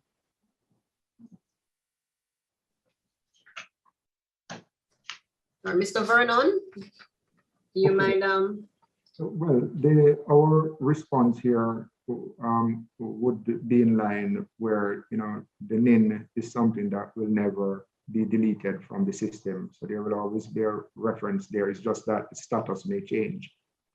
And so it is important to note that a government entity or all accredited organizations may require verification or may verify someone's identity as often as they wish to based on the individual's consent. So as part of the arrangements for accredited organizations, which, you know, will be worked out to provide those guidance, there are a number of things that, you know, will have to be included and discussed, such as what we call your refresh cycle.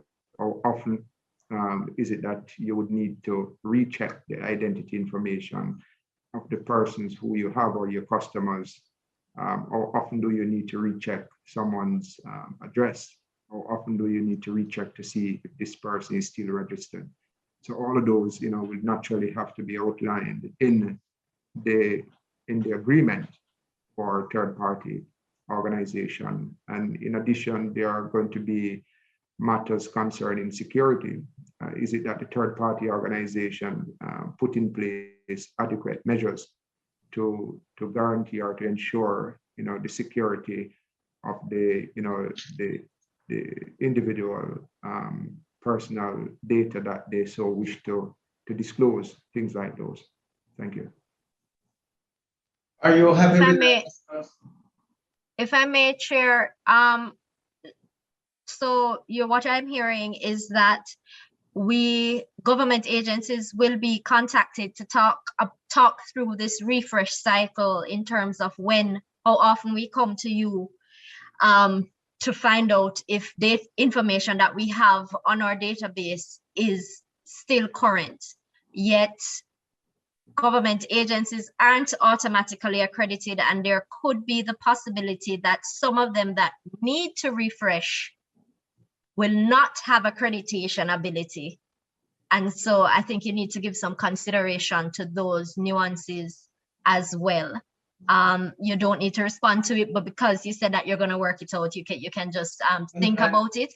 And just to confirm with with Janelle, whether I had asked specifically also about why is it that persons are being accredited as opposed to institutions, and if we should rethink that.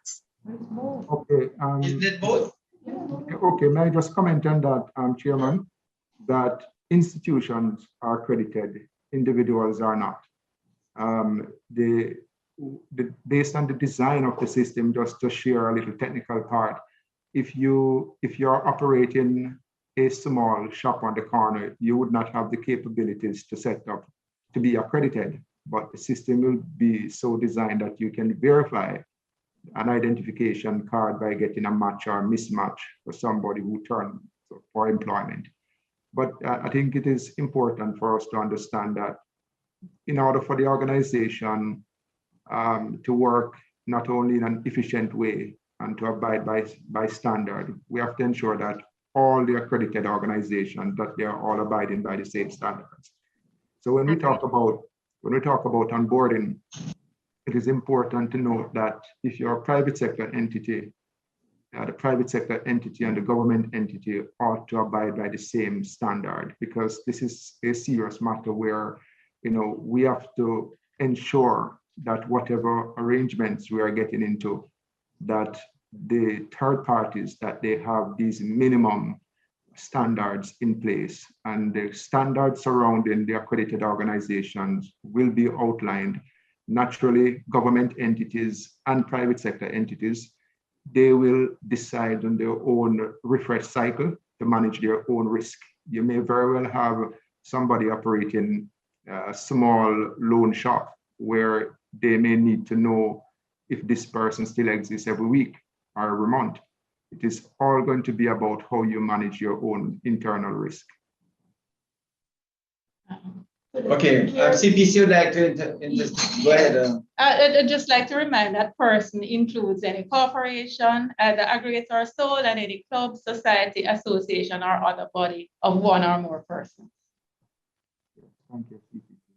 Okay. Okay. Is that okay, Ms. Scott? Okay, we're good. We're good. All right. If there Thank are no you. other comments from members, we will take the Bar Association next. Any comment from anyone else? Thanks again, Ms. Cox, for your intervention and contribution. I feel fairly sure that the NIDS team will be in touch with JAMPRO as they work out the relationship with the government entities. All right, thanks again. Jamaica Bar Association, I hope we can get through a substantial amount of what you contributed. So, Bar Association, are you there? Would you like to come on now? Yes, we are here, Mr. Chairman, and thank you. Could you introduce the team who will be presenting? Yes, with me is Miss Catherine Williams. I'm Carlene Larmond. Very nice. Of the Bar's Constitution. Very nice to have the bar. And may I just say we would like to thank you very much for the extensive work that the Constitutional Committee engaged and presented. You have 4 appendices. So what I think we should do after each appendix, we could ask for a comment. Is that okay? And we'll highlight as you go through. You can do an overview quickly, and then deal with appendix 1, and then I'll ask the NIDS team to respond to appendix 1. And then you appendix 2, and we ask the NIDS team to respond to appendix 2, and so on. Okay? And so on. If we finish this before I have a strong suspicion we might be inviting you back next week. And that is actually something I wanted to deal with first, Mr. Chairman, because we will have a difficulty returning next Wednesday due to court commitments. Sure. But we can take you, we don't take you next Wednesday. Take you the following week if we don't. Okay, so we'll determine just before 5 o'clock. Okay. Thank you, Mr. Chairman. I'm going to share my screen. We do have a PowerPoint presentation that we will be using, and we believe this will assist us in more easily navigating through. Sure. So try and put it on the screen. We'll ask the Parliament technical team to allow you to put it on the screen.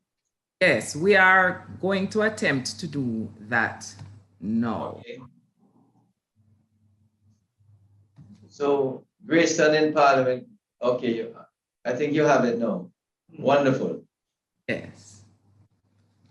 So again, we thank you, Mr. Chair and committee members, for inviting us to engage in this very important discussion And we really are looking forward to collaborating with you on this bill. Now, you'd have seen from our paper that we've taken an approach to the review of the bill that deals with constitutional law issues. And in particular, we looked at some aspects of the ruling on NIDS 2017. We've looked at new and revised provisions, and we've looked at safeguards. The other aspects that we chose to deal with have to do with administrative law matters, dealing with the oversight bodies. Because as you know, several of these bodies would be operating within a particular statutory framework, and statutorily created, they are required to operate within the four walls of their particular enabling legislation. And so we believe that it is important, certainly from governance, from a governance perspective, that we engage in these discussions as well. And we note that other bodies, from what we've been taking in here since the sitting began, that other bodies have made a similar or made similar suggestions. Now, dealing with part one, the preliminary part of the bill, we observe that the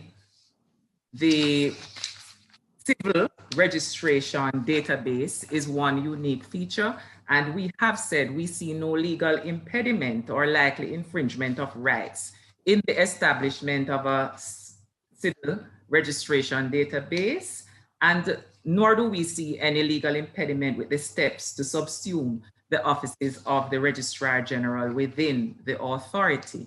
And in fact, we do believe that this would certainly foster a smooth operation of what it is that this bill intends to achieve. Now, when we look at Section 4, however, of NIDS 2020, as we will call it, we note that it has been expanded significantly.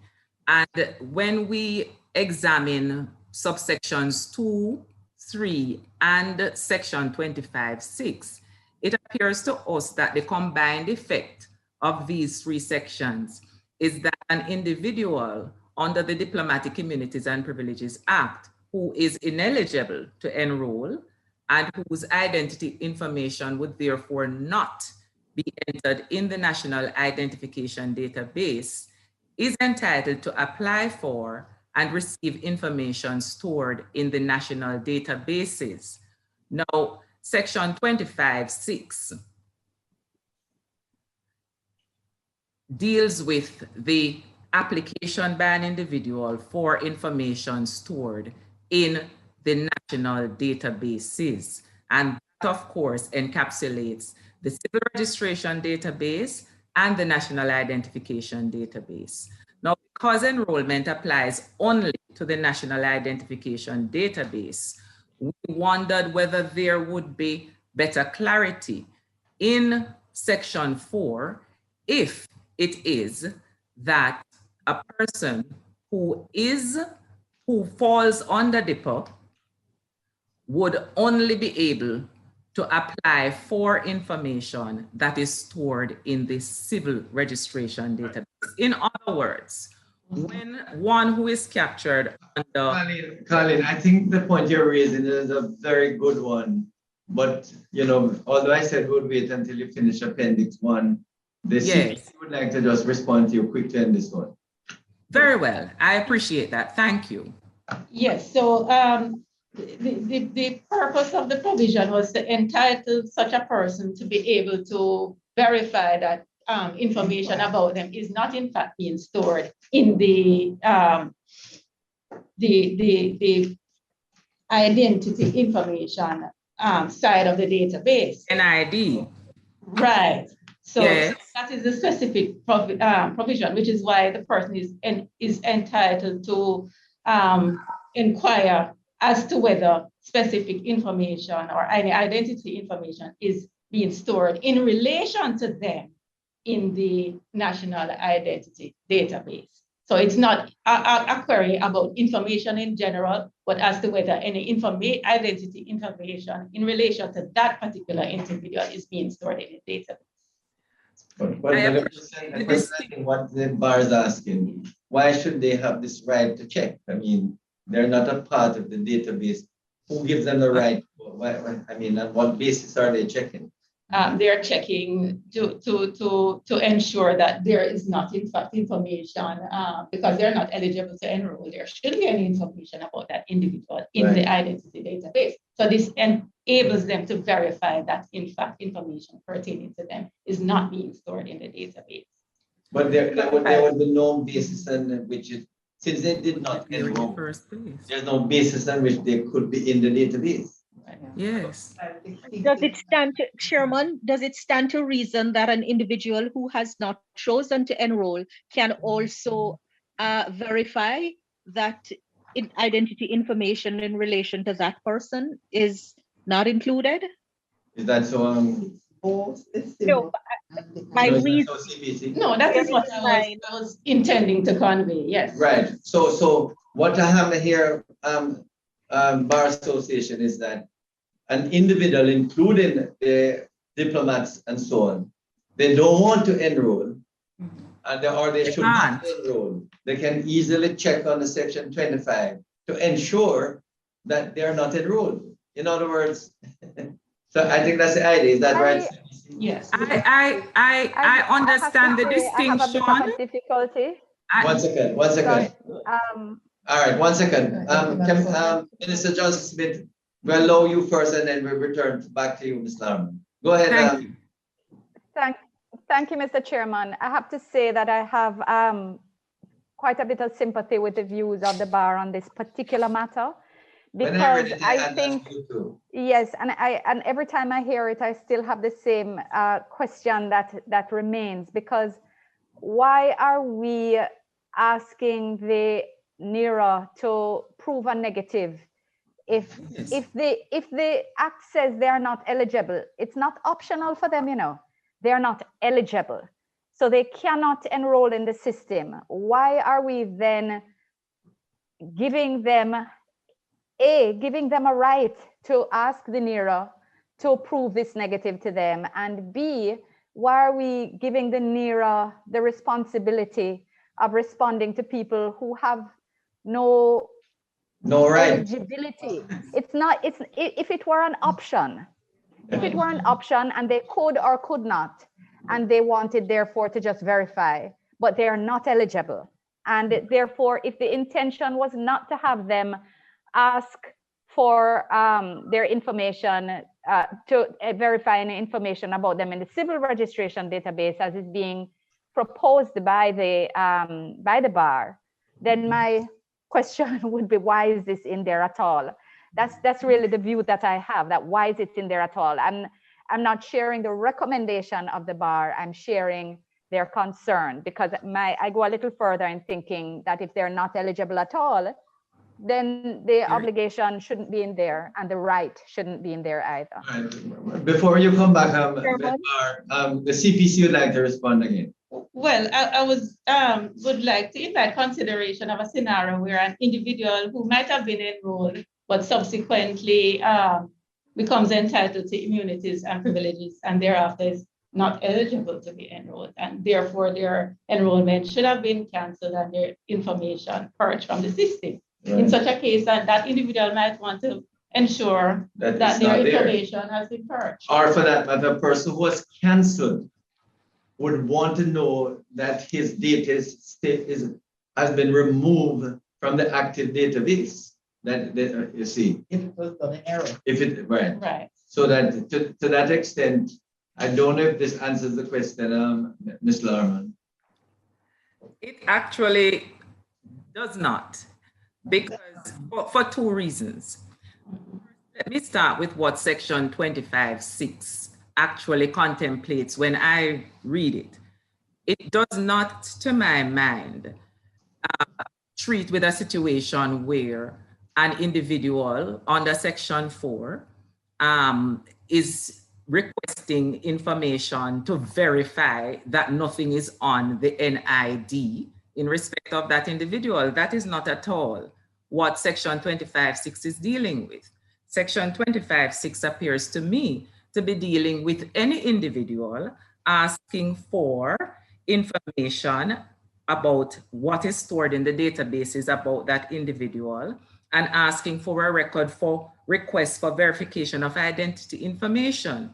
Now, in relation to 25(6)(a), certainly the individual whose information is captured in the CRD, who would be an individual under Section 4, certainly that would apply across the board to even an individual under DIPA.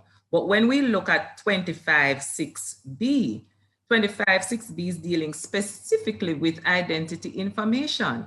And if the person is not eligible to be enrolled, I see no reason why 25(6) should apply to that person in respect of both databases. The second point I would like to raise relates to the cancellation point raised by the members of the CPC, because the scenario, as I understand it, is that an individual who subsequently obtains diplomatic status and is captured under the Act, but previously would have enrolled, would wish to get information as to the status of their information. Now, if there is cancellation, and at a later point in the presentation, I will deal with this too on the purging issue. But if there is cancellation, then there should be, to my mind, hand in hand with that, purging of the information. And so if the information is purged, any issue as to whether information remains on the system or any issue as to whether the person has had any dealings with any particular entities would not arise. So I believe that the provisions for cancellation and purging ought adequately to address the concern of anybody who subsequently obtains diplomatic status and would wish to get information about their identity information. Well, I just wonder how, in that case, would that person obtain that information to satisfy themselves that their information has been removed without this provision? Well, the purging, as far as I am concerned, which is something that I think needs to be looked at closer when I get to it later in the presentation, the purging ought properly, in my view, to bring an end to what information is in the system in respect of that person.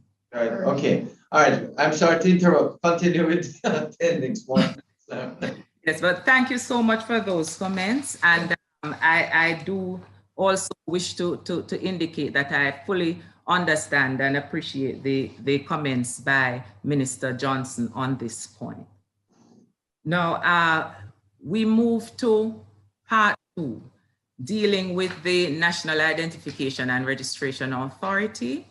And we look at the functions of the authority. And I believe both from this session and other material that I have read and viewed before coming into this sitting, I believe that there seems to be some consensus that the Data Protection Act and it being brought into operation is something that is critical to the operation of NIDS. That's my understanding. Yes, and so I will not belabor the point. I believe that I can move to some of the administrative law considerations. And we must indicate that NIDS 2020, in our view, makes an admirable attempt in strengthening oversight mechanisms. We do believe, however, that some consideration needs to be given in terms of the clear lines of authority of the board authority, the inspectorate, and the minister. And earlier in the session, I heard reference being made to governance issues and the fact that these will be closely addressed. I just want to raise a particular instance in relation to the interplay as we see it between Section 5.5 and Section 27.2 of the bill. And we raise it because we would wish for any further consideration to take this particular issue on board. Now, Section 5.5, as we know, the authority has a duty to comply with directions issued to it by the inspectorate. And these directions have to do with operational standards primarily.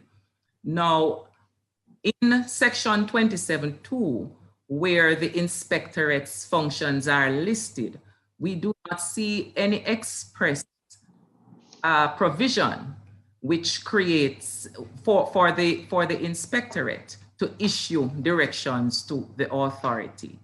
Now, we bear in mind that these are statutorily created bodies, and so to our mind, there needs to be a clear indication that the inspectorate's function, one of the inspectorate's function would be to issue directions to the authority.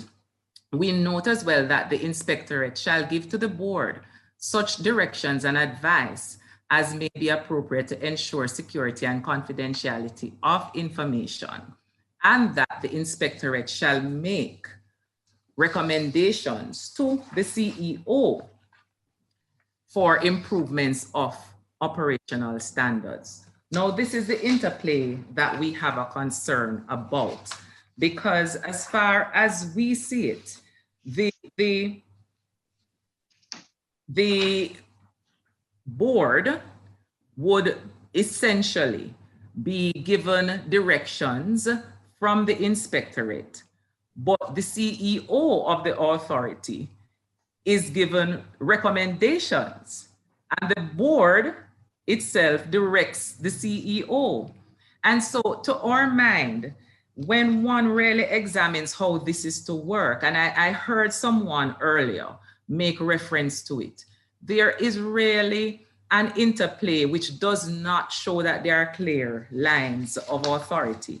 And so the CEO, for example, is under no obligation, I would imagine, based on how the statute is worded, is under no obligation to accept these recommendations.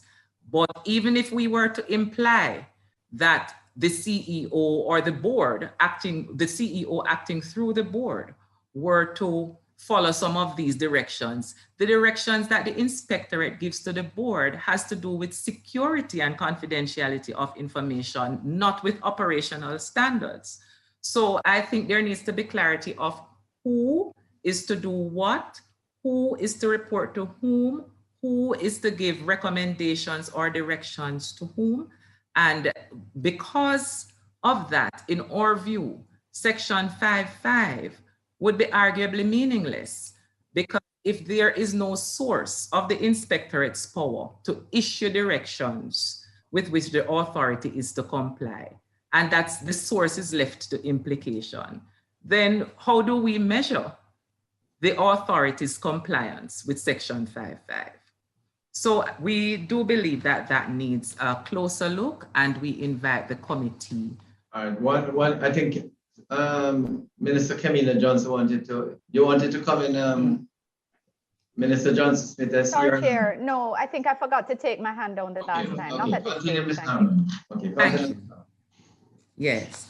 Now, we also looked at the first schedule, parts 1 and 2, which have to deal with a number of issues in relation to the authority, in relation to the board, the constitution of the authority in particular.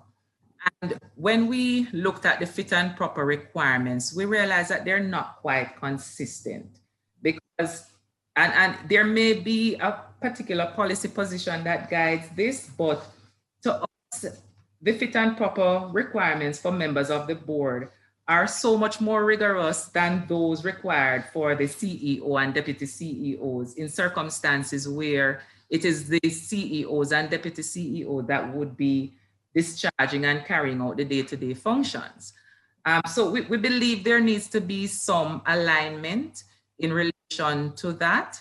We have noted as well the recent announcement by the government that Cabinet recently approved a set of policy guidelines for the nomination, selection, and appointment of boards of public bodies.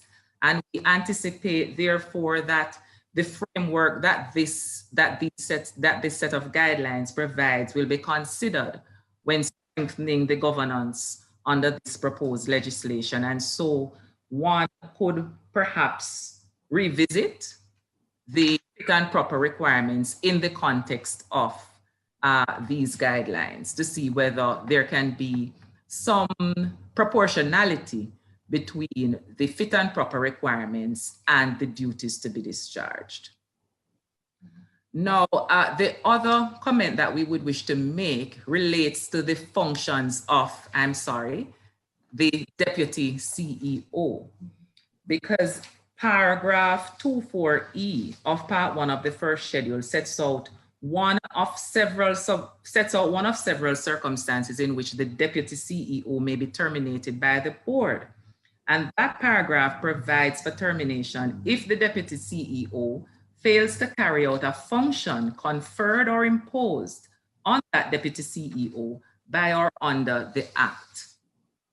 But we know that nothing in the Act prescribes, even summarily, the functions of the Deputy CEO.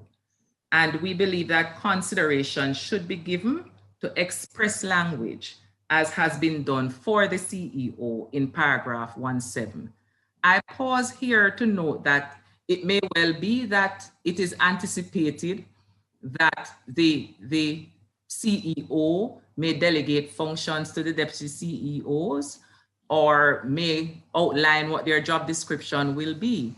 If that is the case, well, certainly that would be a whole different ball game. But insofar as the schedule says that one means of or one basis for termination is failure to carry out a function conferred or imposed on the deputy CEO under the Act, then it is our respectful view that the Act must set out what those functions should be.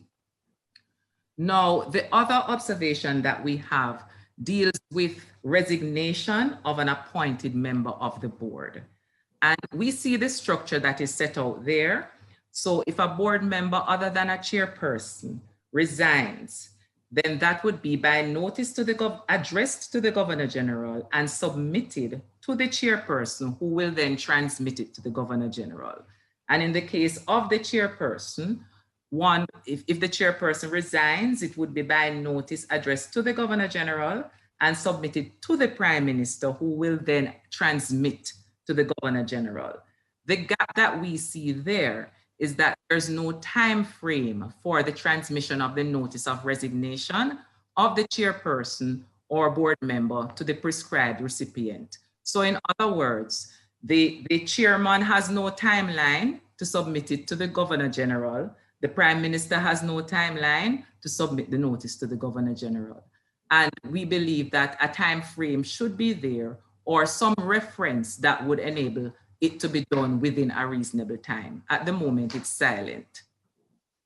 The final observation that we would wish to make in relation to the first schedule, parts 1 and 2, is that some clarity is required as to the nature of board members' appointments in view of what we see as an unusual requirement for a hearing prior to revocation.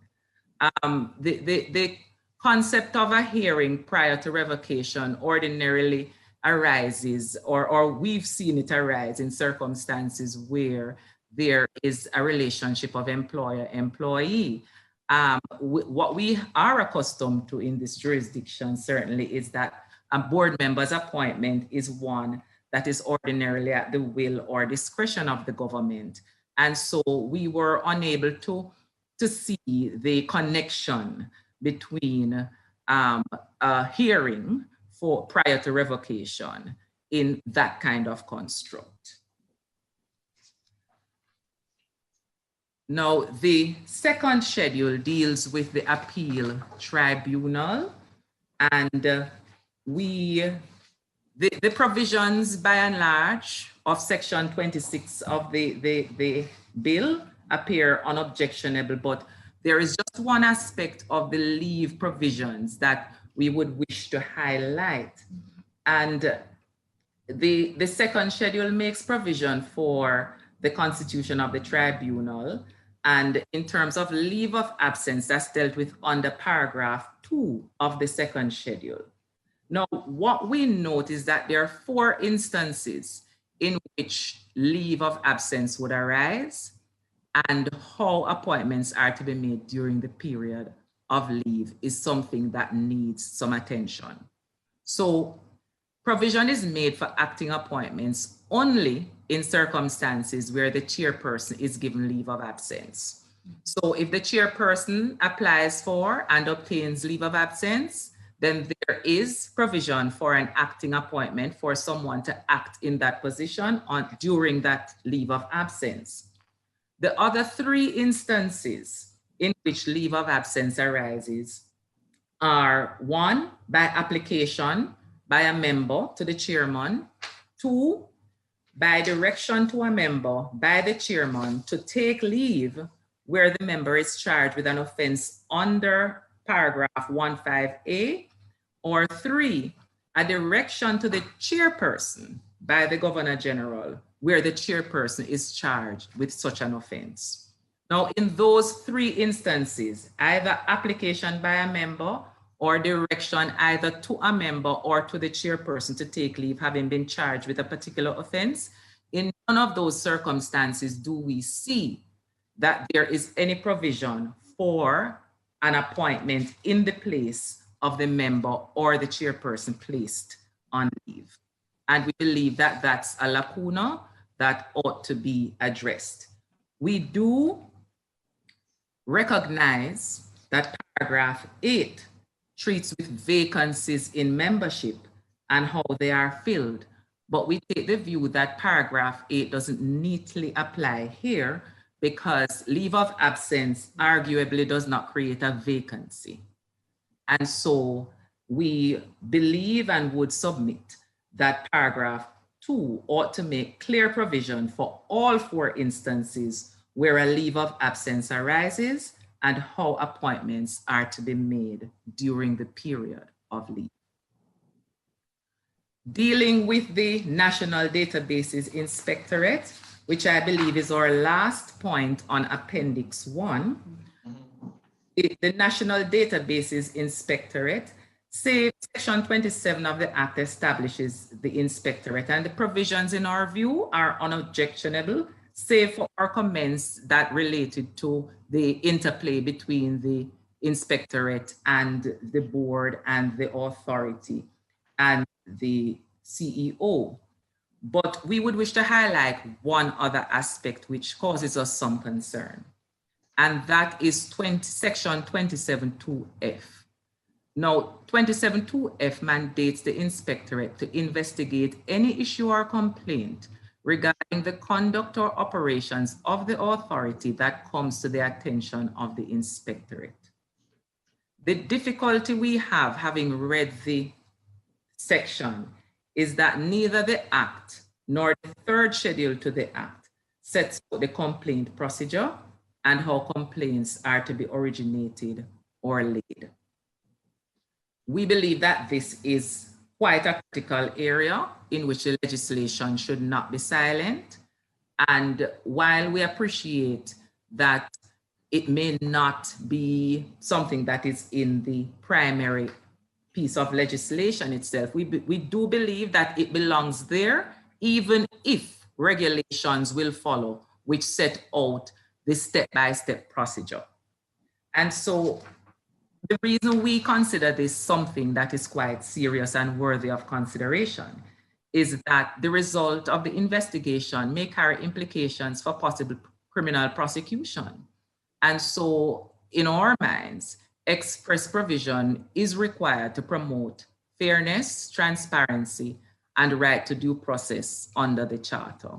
And so we would recommend that the complaints process that leads to and/or initiates an investigation ought therefore to be expressly provided for in the legislation. Right.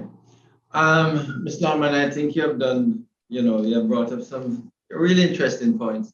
So what I'm going to do is to ask the NIDS committee to respond to some of these concerns and see how some of these concerns that you have raised can be addressed. It may mean that they will say it's a matter for the committee, okay? And the committee will have to consider it. So, Mr. Chairman, Warren. Who is going to deal with the first appendix? Or just appendix 1? We go, I mean, it's quite, I mean, there are 4 appendices, so, you know, it makes sense to do them one by one. So, Mr. Vernon, are you there? Yes, Chairman, thank you. Kamika will take us through that section based on our initial comment. Kamika, could you respond? Yes, sir. Good afternoon again. Okay, so we have looked at several issues already. And Ms. Larmond has been assured that as it relates to all the governance and oversight issues, structure-wise and framework-wise, the committee has indeed noted that the concerns even prior to this submission and has stated its intention to review those frameworks. Okay, I'm sorry, I had done it in sequential format, so I'm having to look through to ensure I have captured everything. As it relates to the national databases inspectorate, with regard to the function not being expressly created, we do believe that this is something that the committee may wish to note for consideration. We do agree with that. And also, as it relates to the limitation of making recommendations. But of course, this will be something that will be streamlined when the oversight and governance framework and structure is looked at again, is revisited, right? As it relates to, okay, as it relates to the complaints procedure, we do appreciate the point. And as you indicated, sometimes it is stated in principal legislation and other times in subsidiary legislation. And this is another matter which we referring to the committee for their consideration. As it's right, and the remainder, including the all I believe in the first schedule that you have noted. Yeah. The governance structure speaks again to the governance structure as it relates to the deputy well, no, not all. As it relates to the deputy CEO, we, subject to the advice of the AG and the CPC, we have noted that it seems to be the practice that it's not necessary to legislate the deputy CEO's functions because these flow from the functions of the authority itself. However, we ask again that we refer to the CPC on this matter. As it relates to the timeline that you require, that you believe should be inserted for the notices, subject again to the advice of the CPC, we have noted that it doesn't appear to be the practice to legislate timelines in a specific manner for these particular public bodies or public officers. And we point to Section 9 of the Interpretation Act, where when a specific timeline is not inserted, we note that the action should be taken, and I quote here, with all convenient speed. As it relates now to the board members' appointment being revoked after a hearing, we refer this to the AG's chambers and the CPC for further clarification. And with regard to the final part, your final notation as it relates to the tribunal and the leave of absence not being noted in the other 3 instances, we do suggest and recommend that consideration may be given by the committee to this particular submission.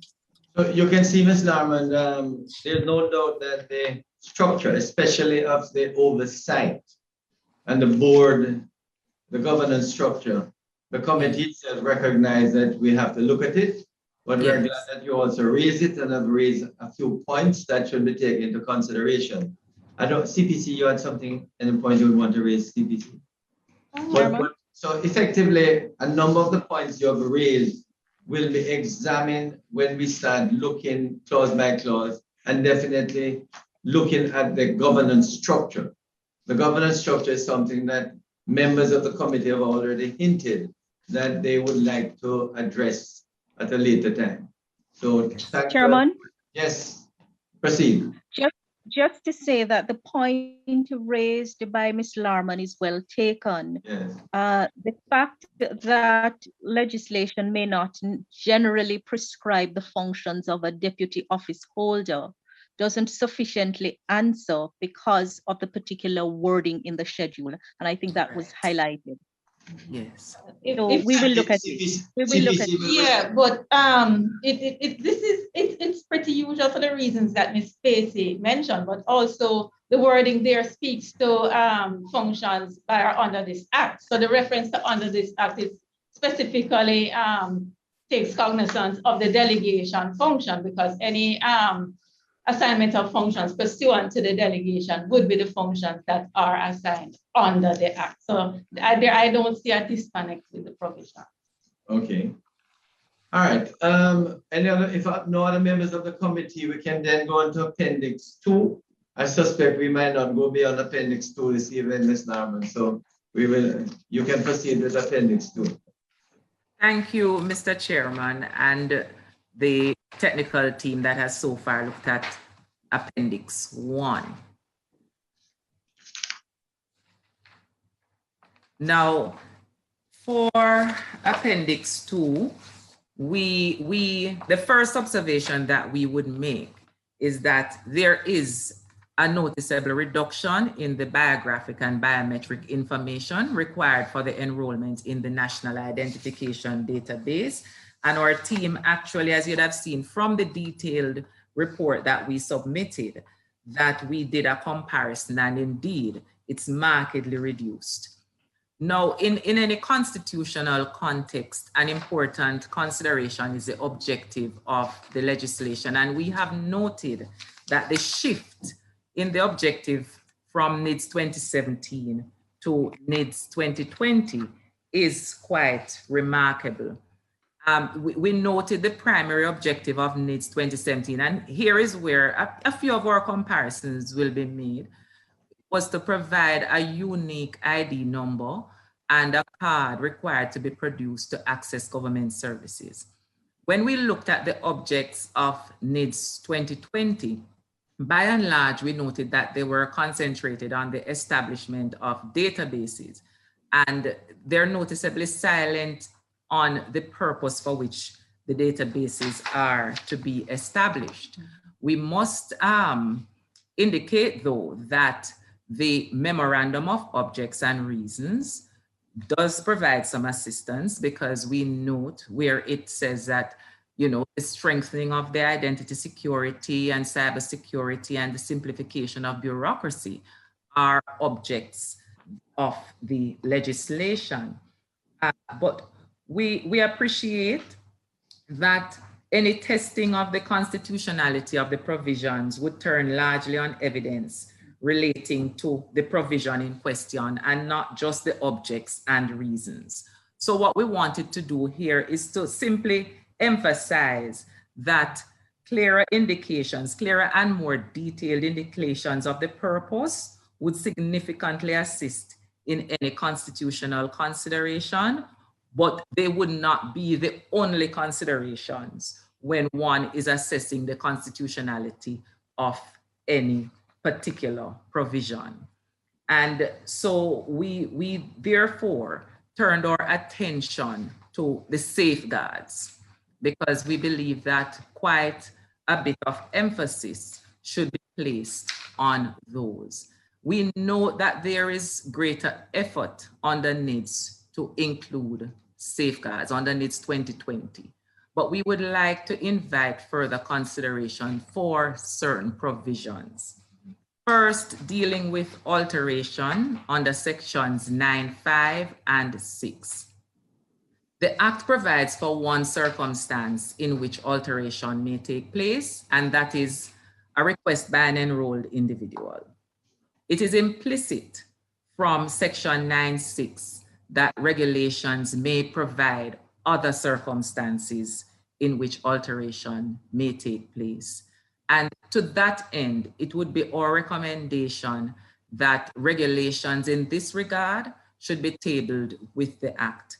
We believe that it would aid in consistency, it would aid in clarity, and it would enable persons to understand clearly what the legislation intends to achieve insofar as it relates to alteration. That's the intention, Ms. Larman, that the regulations, at least the draft, yes, will, tabled when we're debating the bill. We are quite pleased to hear that. Thank you. Now, in relation to the draft, because until the bill is finalized, yes, pass the regulations. Okay. Understood. Thank you. As it relates to misuse or mishandling of data, the first observation that we make has to do with Section 10.4b, having to do with individuals with mental health disorders and applications that can be made by the nearest relative in respect of that individual. Now, Section 10.4b provides that an application can be made by the nearest relative as determined in accordance with Section 3 of the Mental Health Act. Now, when one looks at the Mental Health Act, in particular, Section 3, while the side note speaks to determination of nearest relative, what Section 3 really is provide a definition of who nearest relatives can be. So to the extent that the authority wishes to be satisfied that the person making the application is a nearest relative, then certainly Section 3 of the Mental Health Act does assist. Where Section 3 does not assist is that it makes no provision, neither does this act, for the authority to objectively verify that the individual is suffering from a mental health disorder. When one looks at Section 29 of the Mental Health Act, where applications can be made for the management of the affairs of a person afflicted with a mental health disorder, one will see that this application is made to the court and the court is satisfied that the person is suitable for managing the affairs. So it is not simply that the person is a nearest relative as defined by Section 3. In fact, the Mental Health Act, Section 29, does place limitations on who can administer the affairs. So for example, if you are a daughter, but you reside outside of the jurisdiction, you're ordinarily resident outside of the jurisdiction, you can't make that kind of application to administer the affairs. And so to our mind, the application to be enrolled, which is a significant thing, the application to be enrolled in the National Identification Database is part of managing the affairs of someone with a mental health disorder. And to that extent, anyone making that application, in our view, should be someone who would be appointed by the court to generally manage the affairs of this particular individual who is at a disability in conducting their own affairs.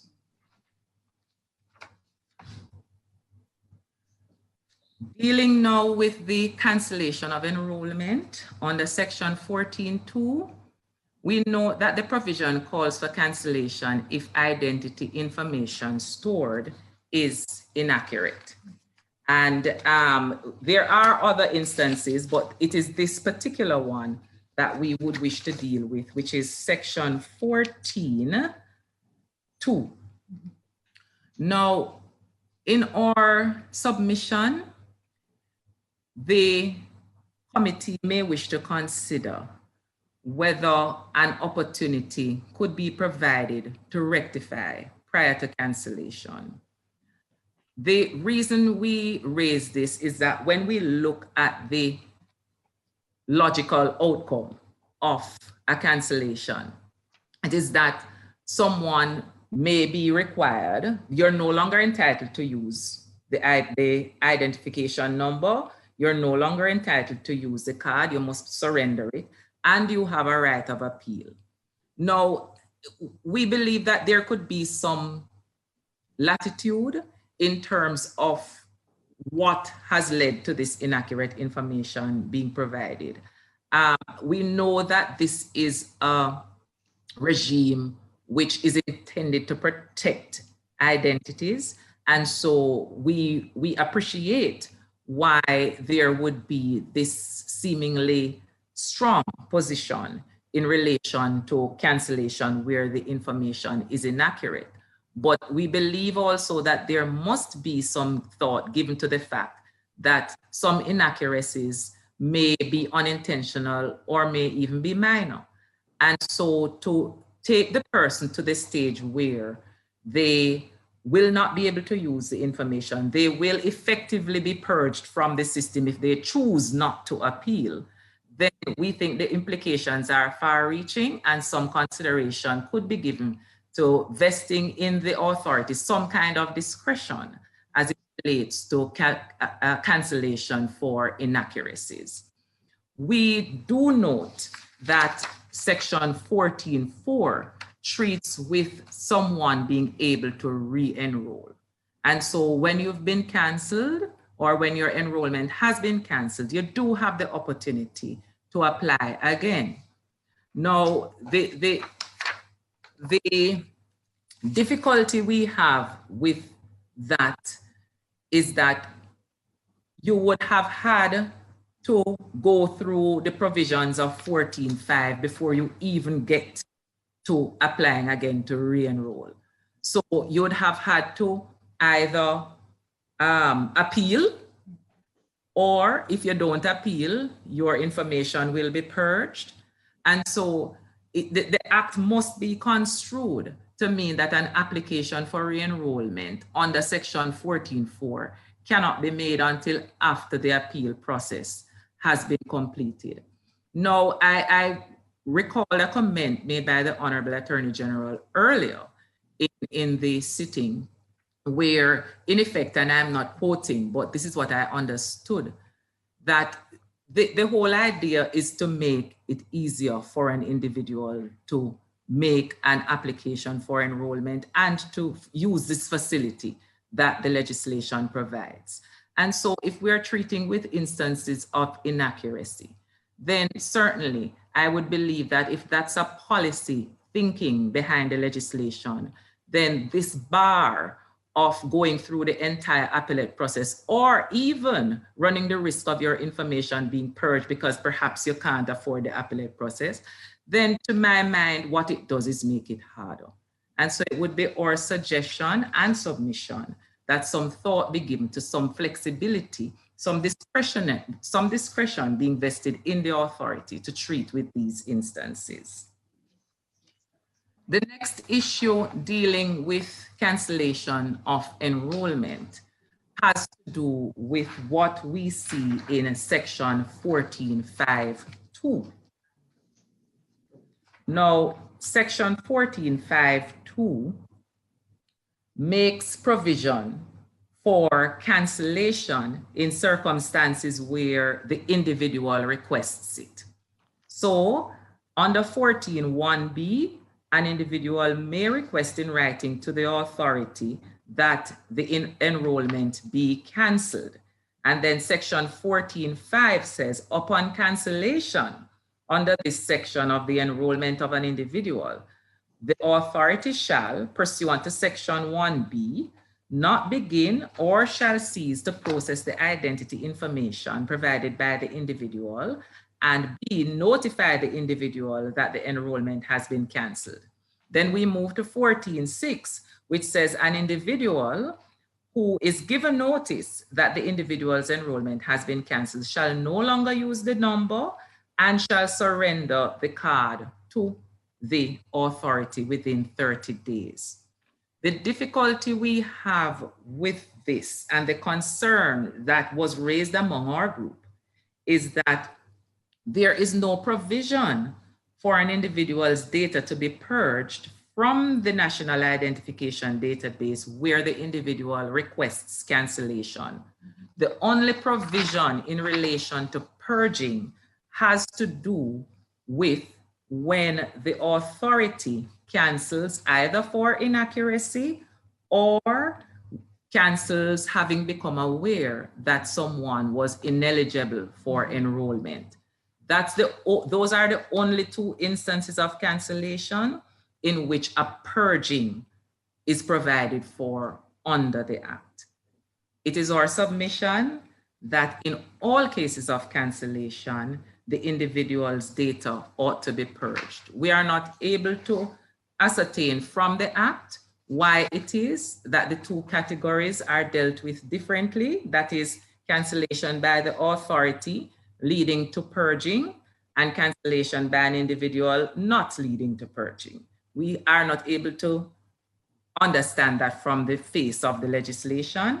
And so it is our view that a person's data should be purged if he requests cancellation.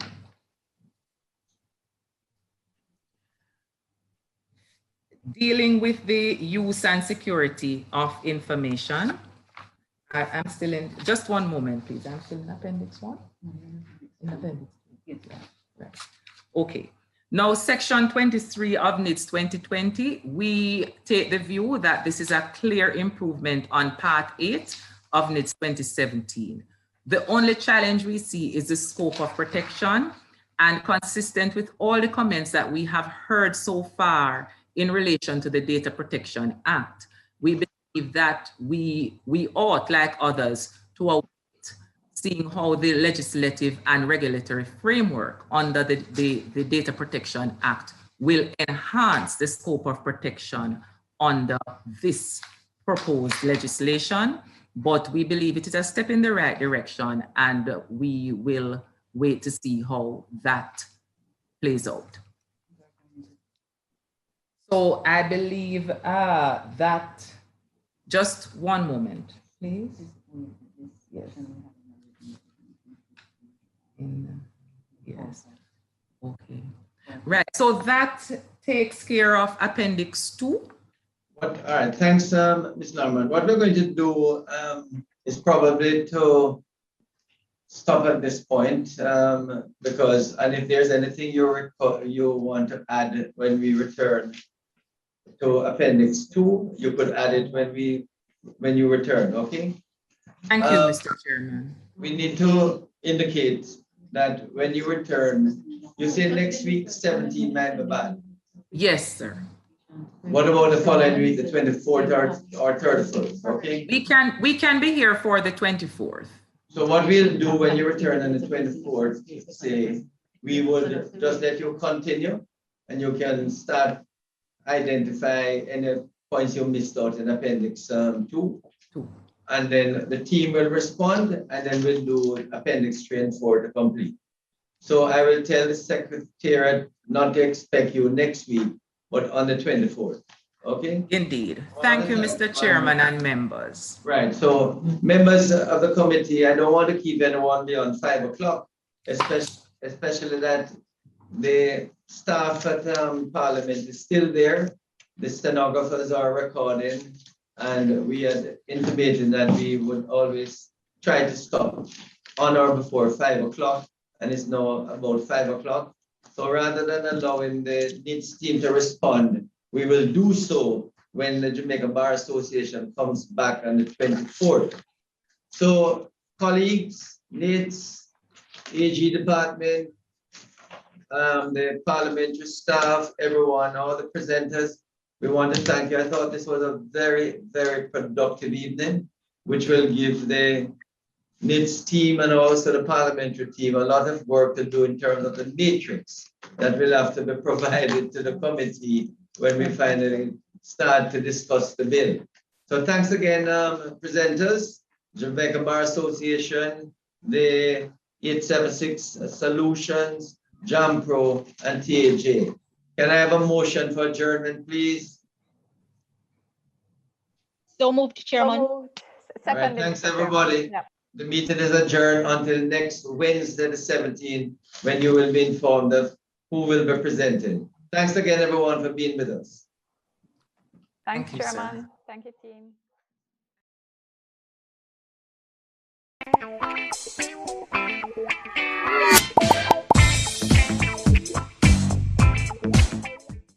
Hello, Jamaica. My name is Patsy Edwards Henry. I am Dr. Mindy Fitzenley. I am Dr. Andrew Manning.